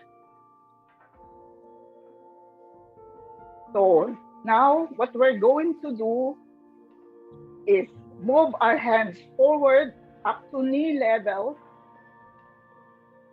and then we raise our hands up in front of the face or head, and then we open. Shoulders relax, elbows slightly bent, palms diagonally facing us, fingers apart and facing each other, like you're reading, opening and reading a newspaper. And then we flex. So up to face level, face width, and then open our elbows again, relax our hands open, and then flex. So it's the elbow leading. So open, flex. So that's the hand movement. The body is like we're rocking. So I'll show you sideways. So it's when we open, we lean a little bit backwards. Our back is arched. And then we lean a little bit forward, slump, or contract the chest. So we lean a little bit backwards. We lean a little bit forward. So like we're rocking. And if you notice, my feet, when we go back, so it could be wider for you to get balance. And then slightly diagonal. So when you lean back, toes up. When you lean forward, heels up. Okay, so sideways, this is how it looks. Ready? We do it body and hands together. Begin. 1, up, open. 2, flex, relax, slump, open, inhale, exhale. Inhale, open, exhale. So in front, expand the chest as we open, relax. As we contract our chest, open,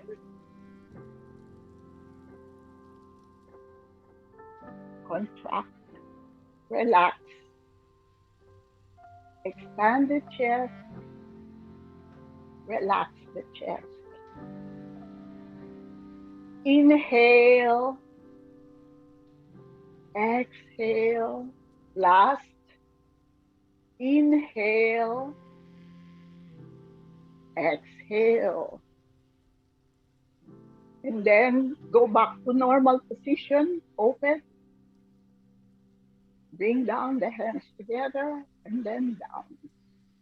Rest. So that's the first movement of healing 1.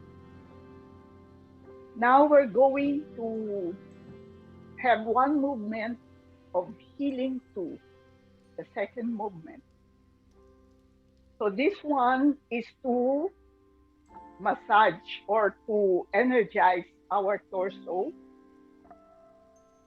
So the body first, it's, we move our shoulders, not up like that, but we raise our torso. We raise the side of our torso. We shift our weight to the right. And then shoulder, go back, down, front. Go back, down, front. So we're drawing a circle with our shoulder. Arms are just relaxed, following the movement of our shoulder. So this other side, other shoulder. So if you're hearing some clicking sound, that means your bone, your shoulder is adjusting, or Qi is working on your shoulder. or other parts there.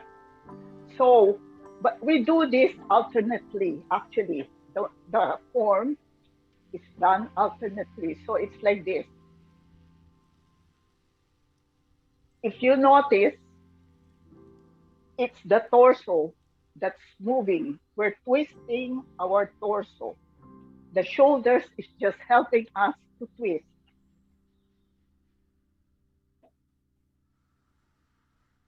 In effect, we're massaging our internal organs.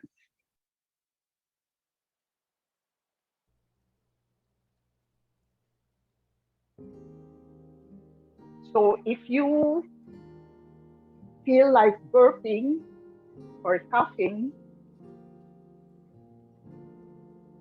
that means the Qi is working and expelling the toxins or negative Qi there.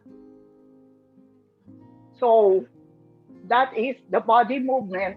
Actually, we can do it with the hands. It's in a prayer position with the armpits slightly open, elbows up. So it's to help us, to help our body twist more. So it's like this. So our face, our torso is just facing in front. I mean, our hands are just in front of our face, our chin, our chest. So it could be slow, it could be fast. Movement becomes smaller and smaller until we come to a stop.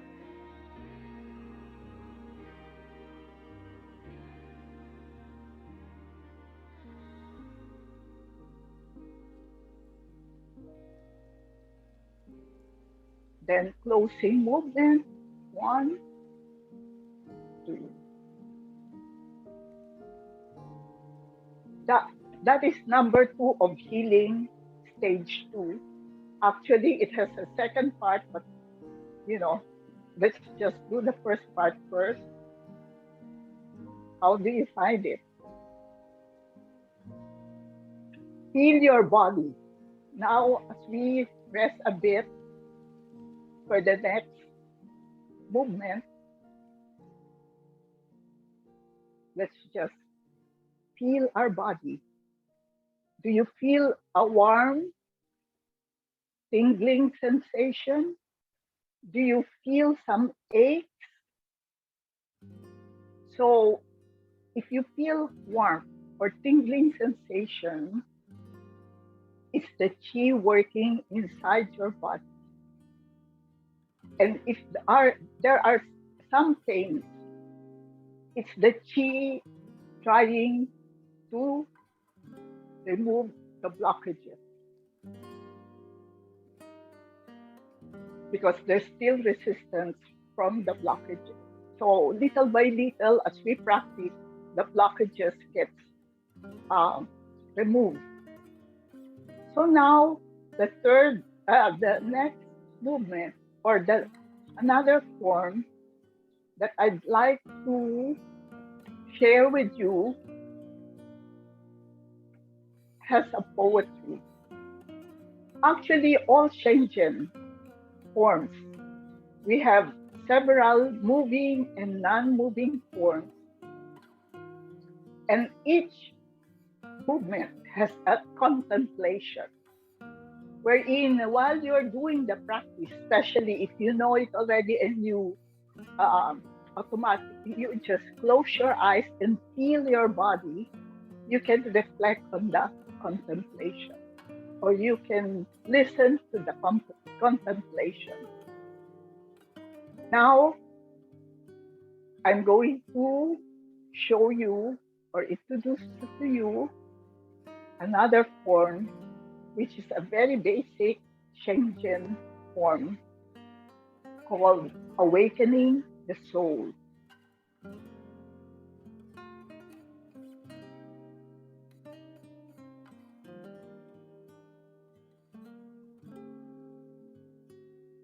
Actually, our body, our heart is connected to our soul, which is the vehicle of the spirit. So now we will do the first 3 movements. It has a poetry. So first, let's do the movement, and then we repeat, and I will say the poetry for each movement. So first, it's like the opening the heart of the first of healing Qi Gong. So ready? So feet flat on the floor again. Legs and thighs relax. Body relax. So the title of this is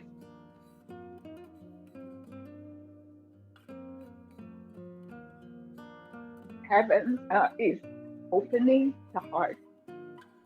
Ready? Begin. Move your hands forward, upward. We lean a little bit backwards as we open our hands. We lean a little bit forward as we close.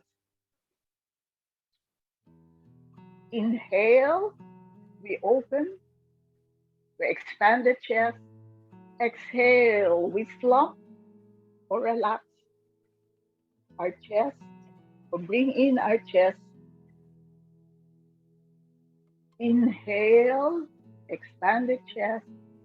Exhale, relax. So to help us lean a little bit forward again, we lift our toes, heels touching the floor or pushing the floor, and then lifting the heel, toes touching the floor. Yes, okay. That's the first movement. So transition. We put our hands together and then bring it down, and then raise it, palms facing outwards, and then separate. And then arms on the sides, fingers apart, palms facing upward, elbows relax, shoulders relax. Rest for a while. How do you find that? Wait, I will go back to the left.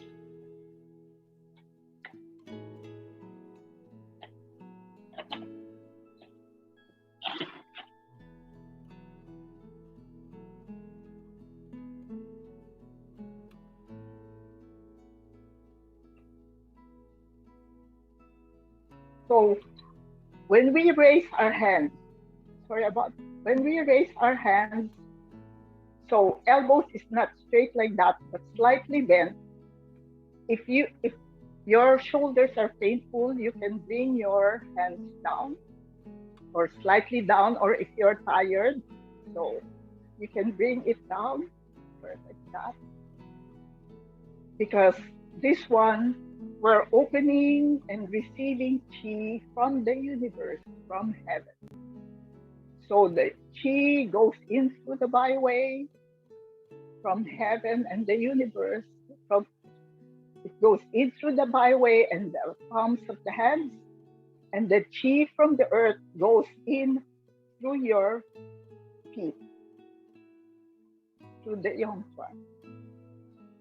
Next, the third movement. This one again is called Love Descends on Me. The third movement is named Unraveling the Heart. So we bring up our hands,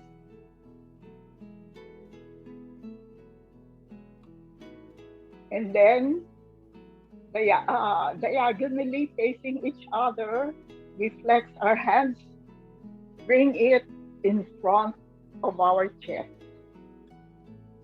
So this one, our hands and arms are aligned, not like that, but straight.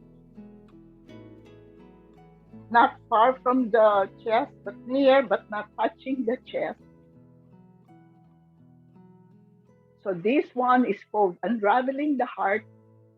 It symbolizes that the Qi that we get from the universe and heaven, or the Qi that we have gathered through the previous movement, we bring into our hearts, into our body, energizing the whole body. So closing movement, 1, 2. Rest muna. And then let's repeat the 3 movements. I'll show it to you and then I'll say continue as you continue, and then I will recite the poetry, or I will share the poetry. So ready? Relax the body.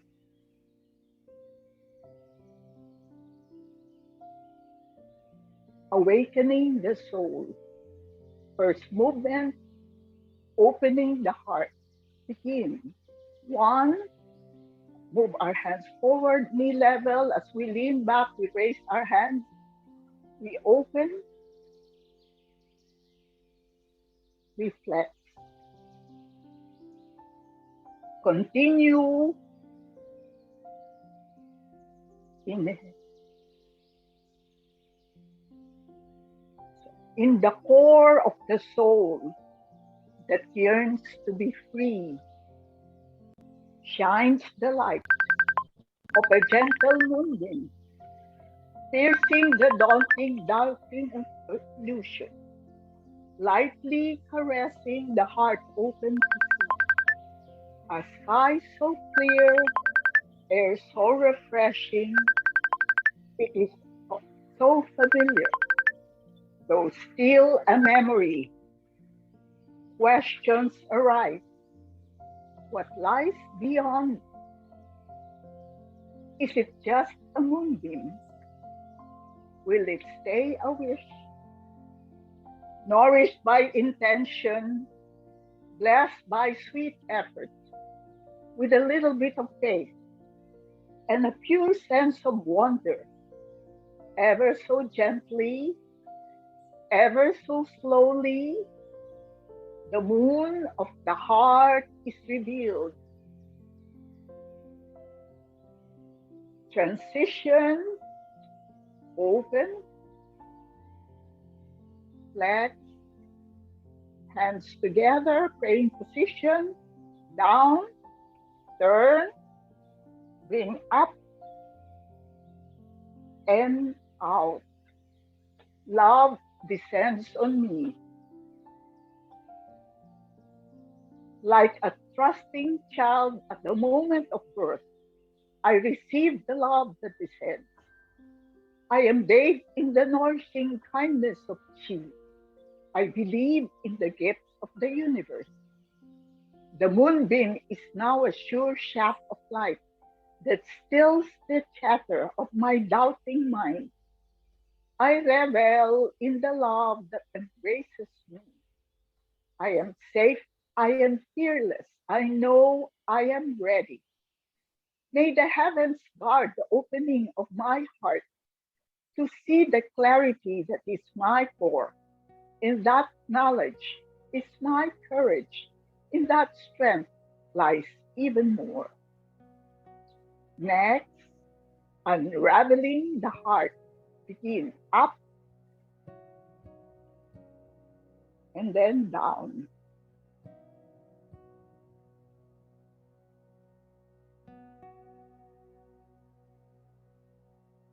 So now we bring the Qi inside into our body, into our hearts,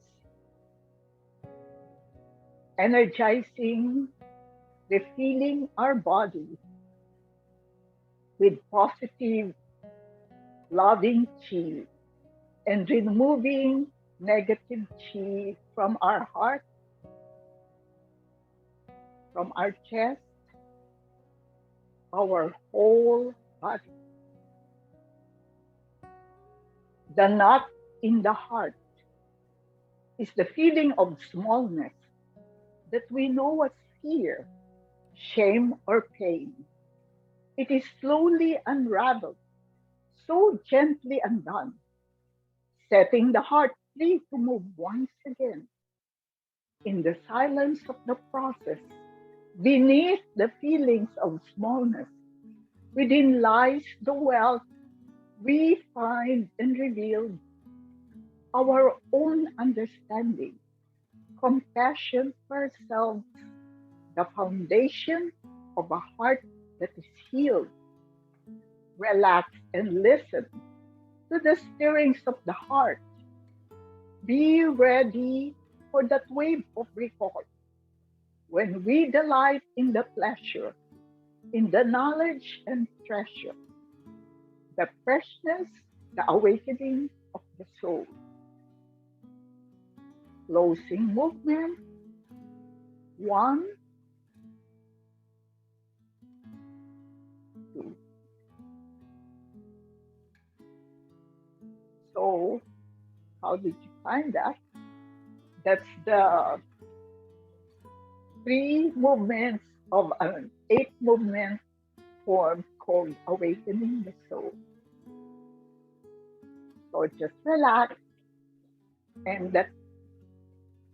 So now, before we end, so if you're really, you feel so relaxed, now with our body, our mind, and our hearts filled with Qi, let's do one last movement before we end.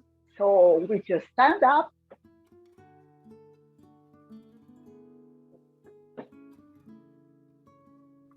Did you enjoy the movement?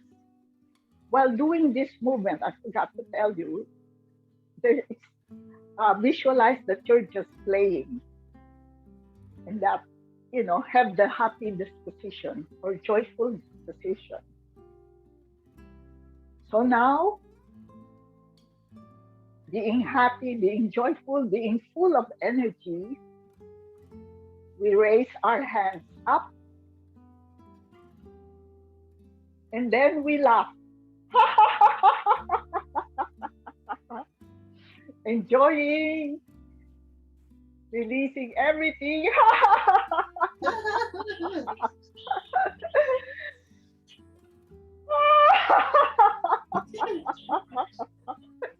Laugh.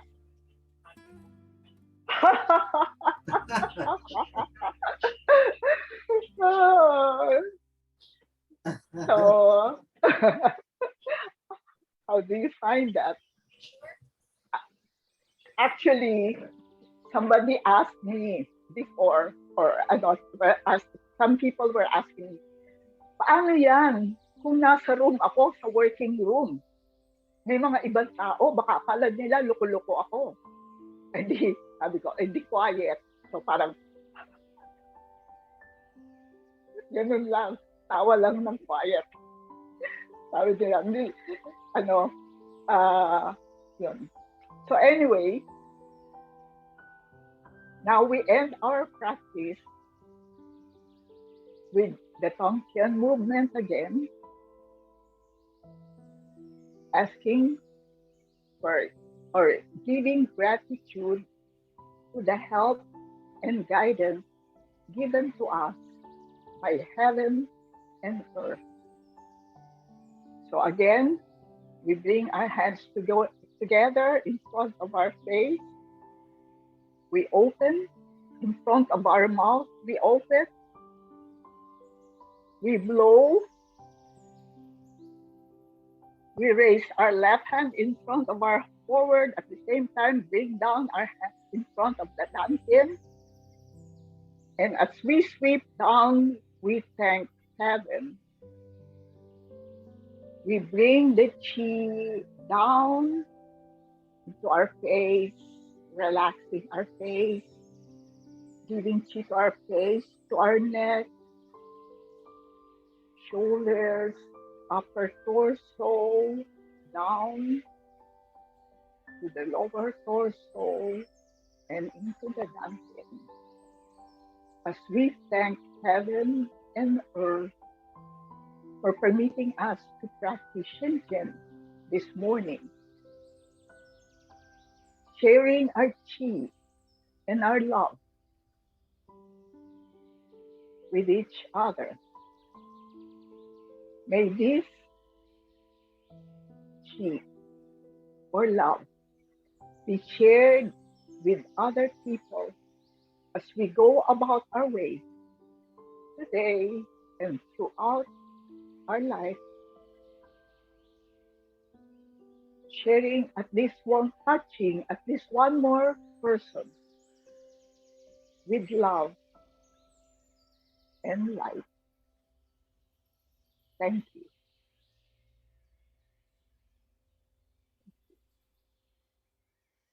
Wow, thank you so much, Ms. Zenaida, for that very relaxing experience. So yun, it really helped us loosen up our body, and for a while, medyo nawala sa isip yung stress sa med school. Like, right, thank you so much for that. All right, so please let us know how your experience was with Ms. Espadero today through the evaluation form she has sent us. So please refer to the link in the chat box. And so we'll be sending the link for the evaluation form. And before we move on to the question and answer portion with Ms. Zenaida, first we'd like to recognize the presence of Ms. Sylvia Singson, who is the Executive Director of ISZS here. Thank you for being here, Ms. Singson. And also one of our alumni brothers with SLC, Dr. Ryan Balang. Thank you for being here.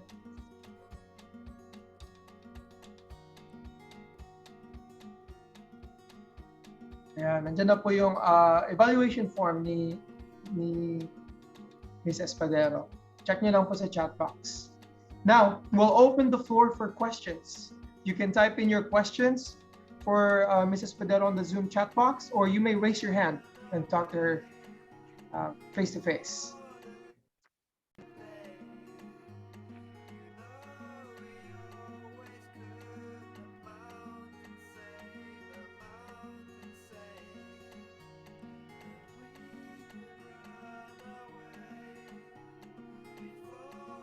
All right, so again, if you have any question, you can type it in the chat box, or you can raise your hand to be acknowledged.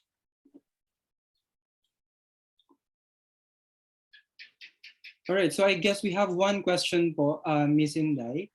So the question is, what's the difference between Qi Gong and Tai Chi? Is one beneficial than the other? Actually, Tai Chi, Qi Gong is the mother of Tai Chi. So, because Qi Gong, Qi, as we know, which is vital energy or life force, comes from heaven, from the universe. So, all living things, all living, even humans, we have Qi. And not even saying even humans, but also humans, we have Qi. So we get this, and so we develop the Qi by the moving and non-moving forms.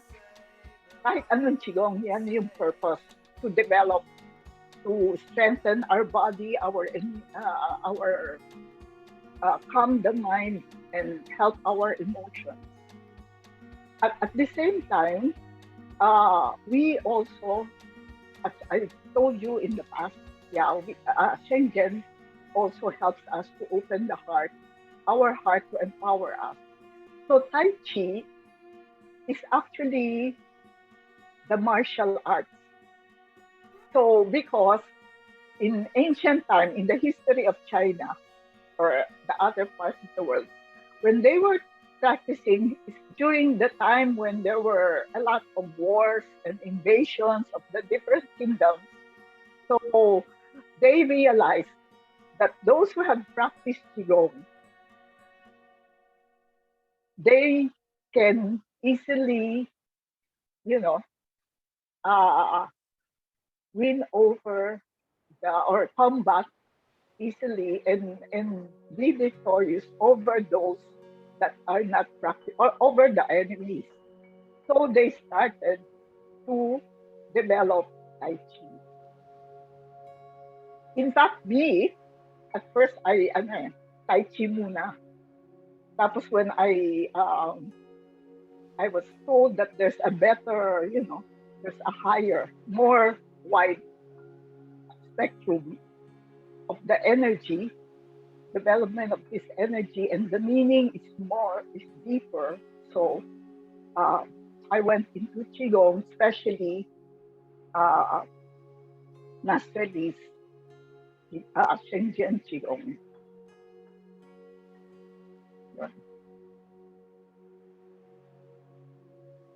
So you can, actually you can say it strengthens you. It really strengthens you. So you can do, but sa Qigong kasi, for example, Shenzhen, you can reflect, you can say, for example, lalo na ngayon with all this mental wellness and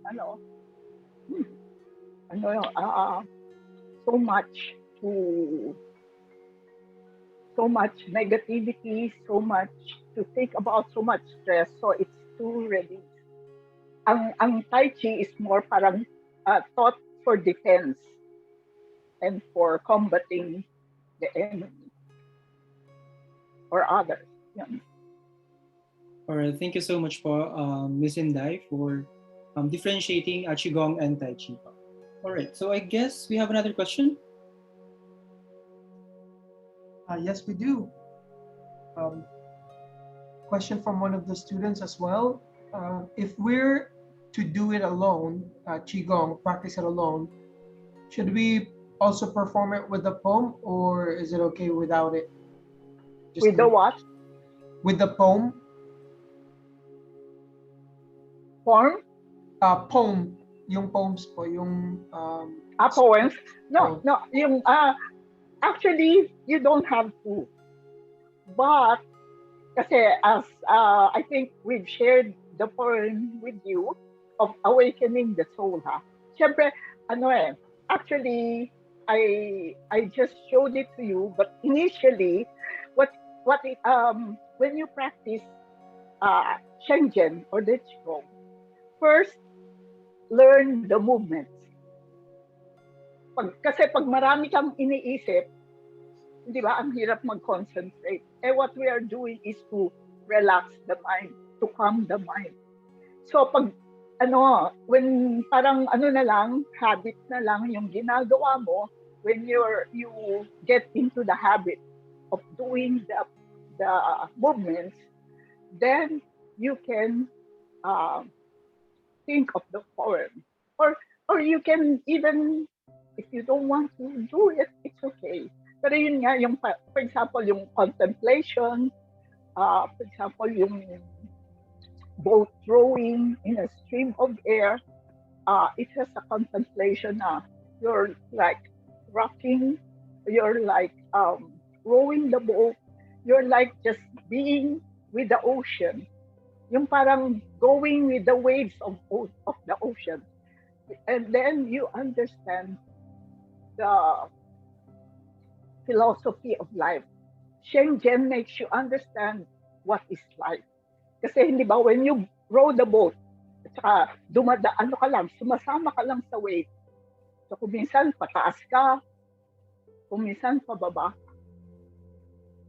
So, yun. Kung minsan pataas ka, pero after a while, you calm down as you strengthen yourself.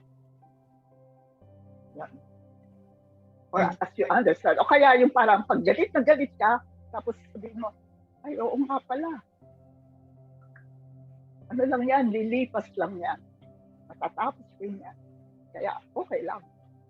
Enjoy life. So to speak. Yan. Thank you po. Grabe no, parang ang sarap gawin nito every morning pagkagising mo. Parang, alam mo yung parang absorb mo yung positive vibrations ng universe. So parang ganun.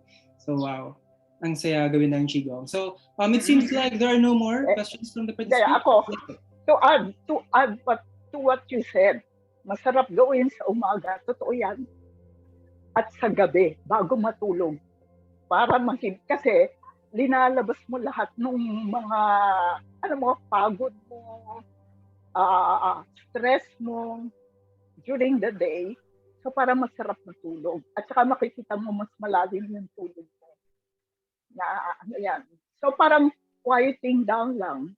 Kahit na, at saka ito, walang must. Kung ano lang yung kaya ng katawan muna. At saka walang kung ilang bilang. Kung ano lang ang kaya, kahit yung gathering ng Qi, kahit dalawang movements o tatlong movements, kahit nga doon sa mga iba na may, kahit mababa lang, hindi kailangan mataas. Kahit ganito lang muna. Basta pinapasok mo ang Qi at ini-store mo sa dantian. So pagkatapos noon, pag kaya na, tingnan mo, after some time, natataas ko na. Meron kasi akong isang estudyante, bata pa siyang madre. For several years, hindi niya mataas ang kamay niya. Tapos, she joined our class. Nagulat siya one day, after 1 month or 2 months yata o 3 months. Sabi niya, "Hi, mataas na yung kamay ko." Ganon. Hindi niya na-realize tumataas na. So, nawawala na yung blockages. So thank you so much po, Ms. Inday. All right, so it seems like there are no more questions from the participants na, no? All right. Yeah, you're right. Okay, so we would like to thank everyone for your questions. So if there are no additional questions, we can now proceed with the awarding of certificate. So let us now call Ms. Piradino.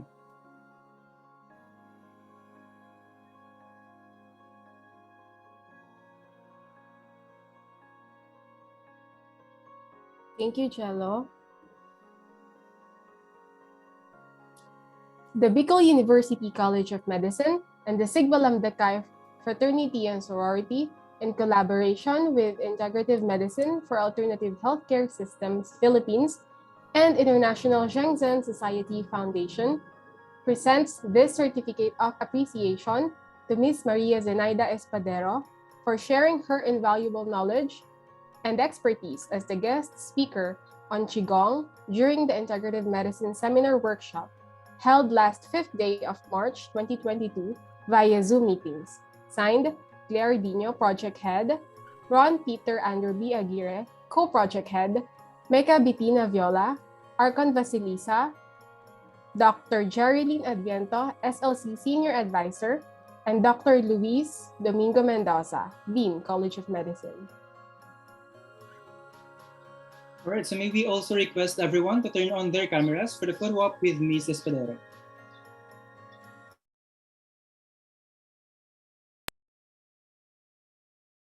Open po ng cameras. Thank you. So again, we have 2 frames. First frame muna po. On 3. 1, 2, smile. Second frame po. Ready? 1, 2, smile. Okay na, thank you.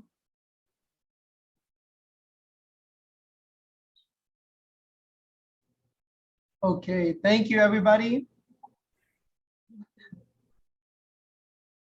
Great. This has been, okay. Yes po, Doc. Yes po, Ms. Espadero.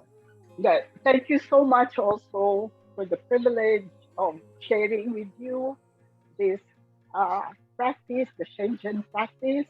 So, if you have any questions, because sometimes it takes time for you to think, ay, sana natanong ko ito. You can just call. You can, I think I gave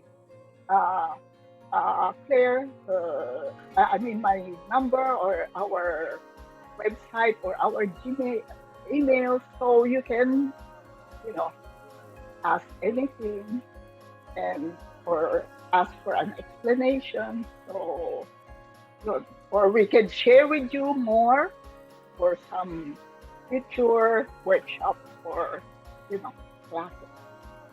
Thank you so much. Have a good day.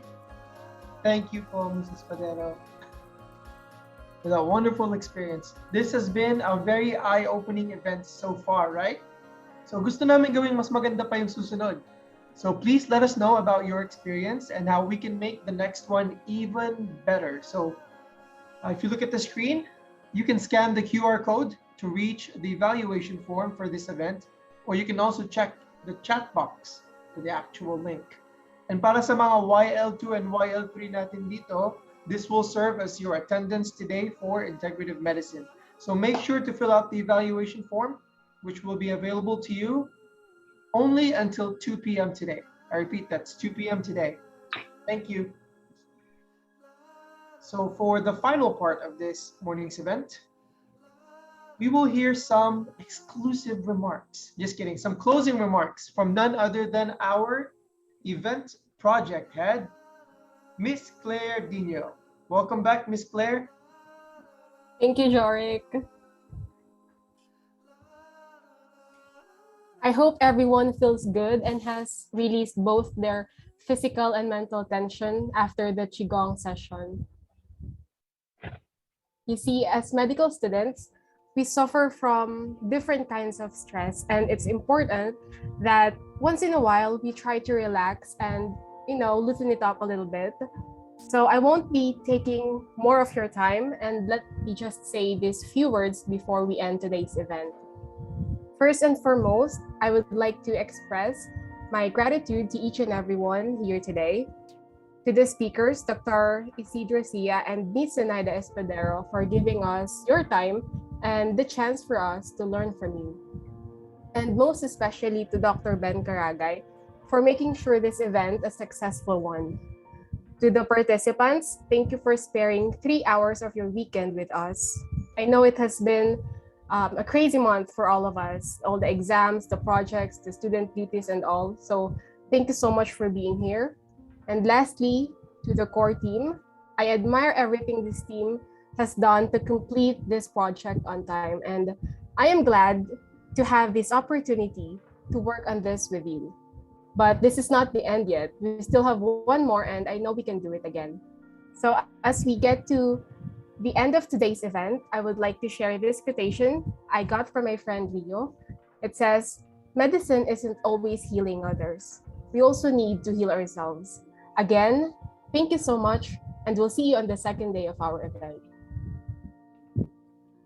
Wow, thank you so much for that, Miss Claire, and congratulations on the success of today's event. Okay, so at this point, may we request again everyone to turn on their cameras for a group photo naman.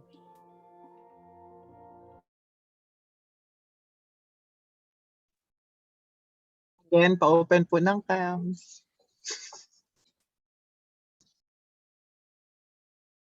Two frames po ulit. On 3. Ready? First frame. 1, 2, smile. Next po. Ready? 1, 2, smile. Yeah, thank you. All right. So before we end, we would like to thank our sponsors, Dr. Billy Chan, Dr. Mark Allen Montero, Dr. Carol Jane Octeza, Dr. Carmela Tambuson, Honorable Jose Alfonso Barizo, JB Fish Enterprise Incorporated, Blanche Skin Care and Laser Clinic, Mr. Bean Cafe, and from our anonymous sponsor. So we appreciate you for your generosity towards helping make this event happen. We also invite all of you, we would also like to invite all of you to follow these sponsors' Facebook pages at Blanche Skin Care Clinic and at Mr. Bean Cafe Official. And with that, The first day of our Integrative Medicine seminar concludes. I am Angelo Fojas. And I am Jorik Duano, and it has been wonderful to serve as your host for today's event.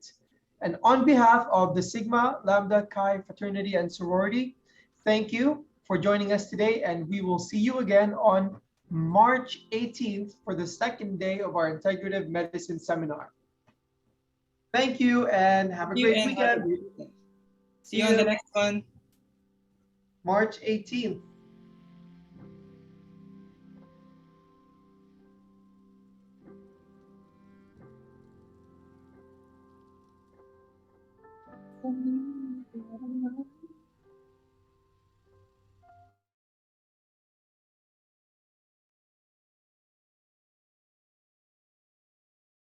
Don't forget the evaluation form, and you may leave the Zoom at this point, except for the core team.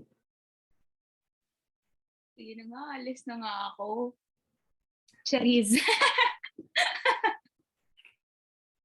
Congrats, core team. Bye-bye. Mag-lunch na kayo after ng meeting.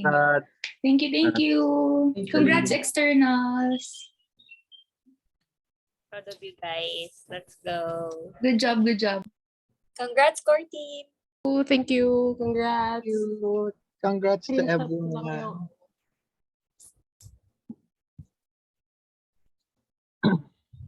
Congrats. Ayan, pag di pa naghali si Kuya Maki, turog pa yan. Screenshot ko lang yung yung sa chat box.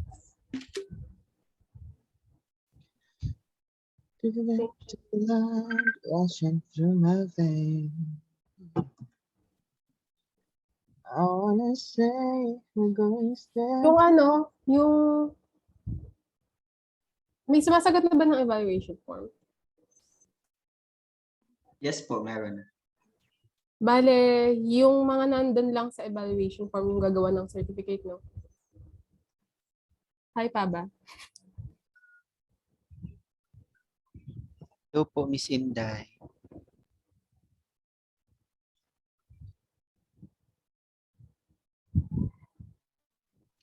Nagre-record pa po. Start ko na ba?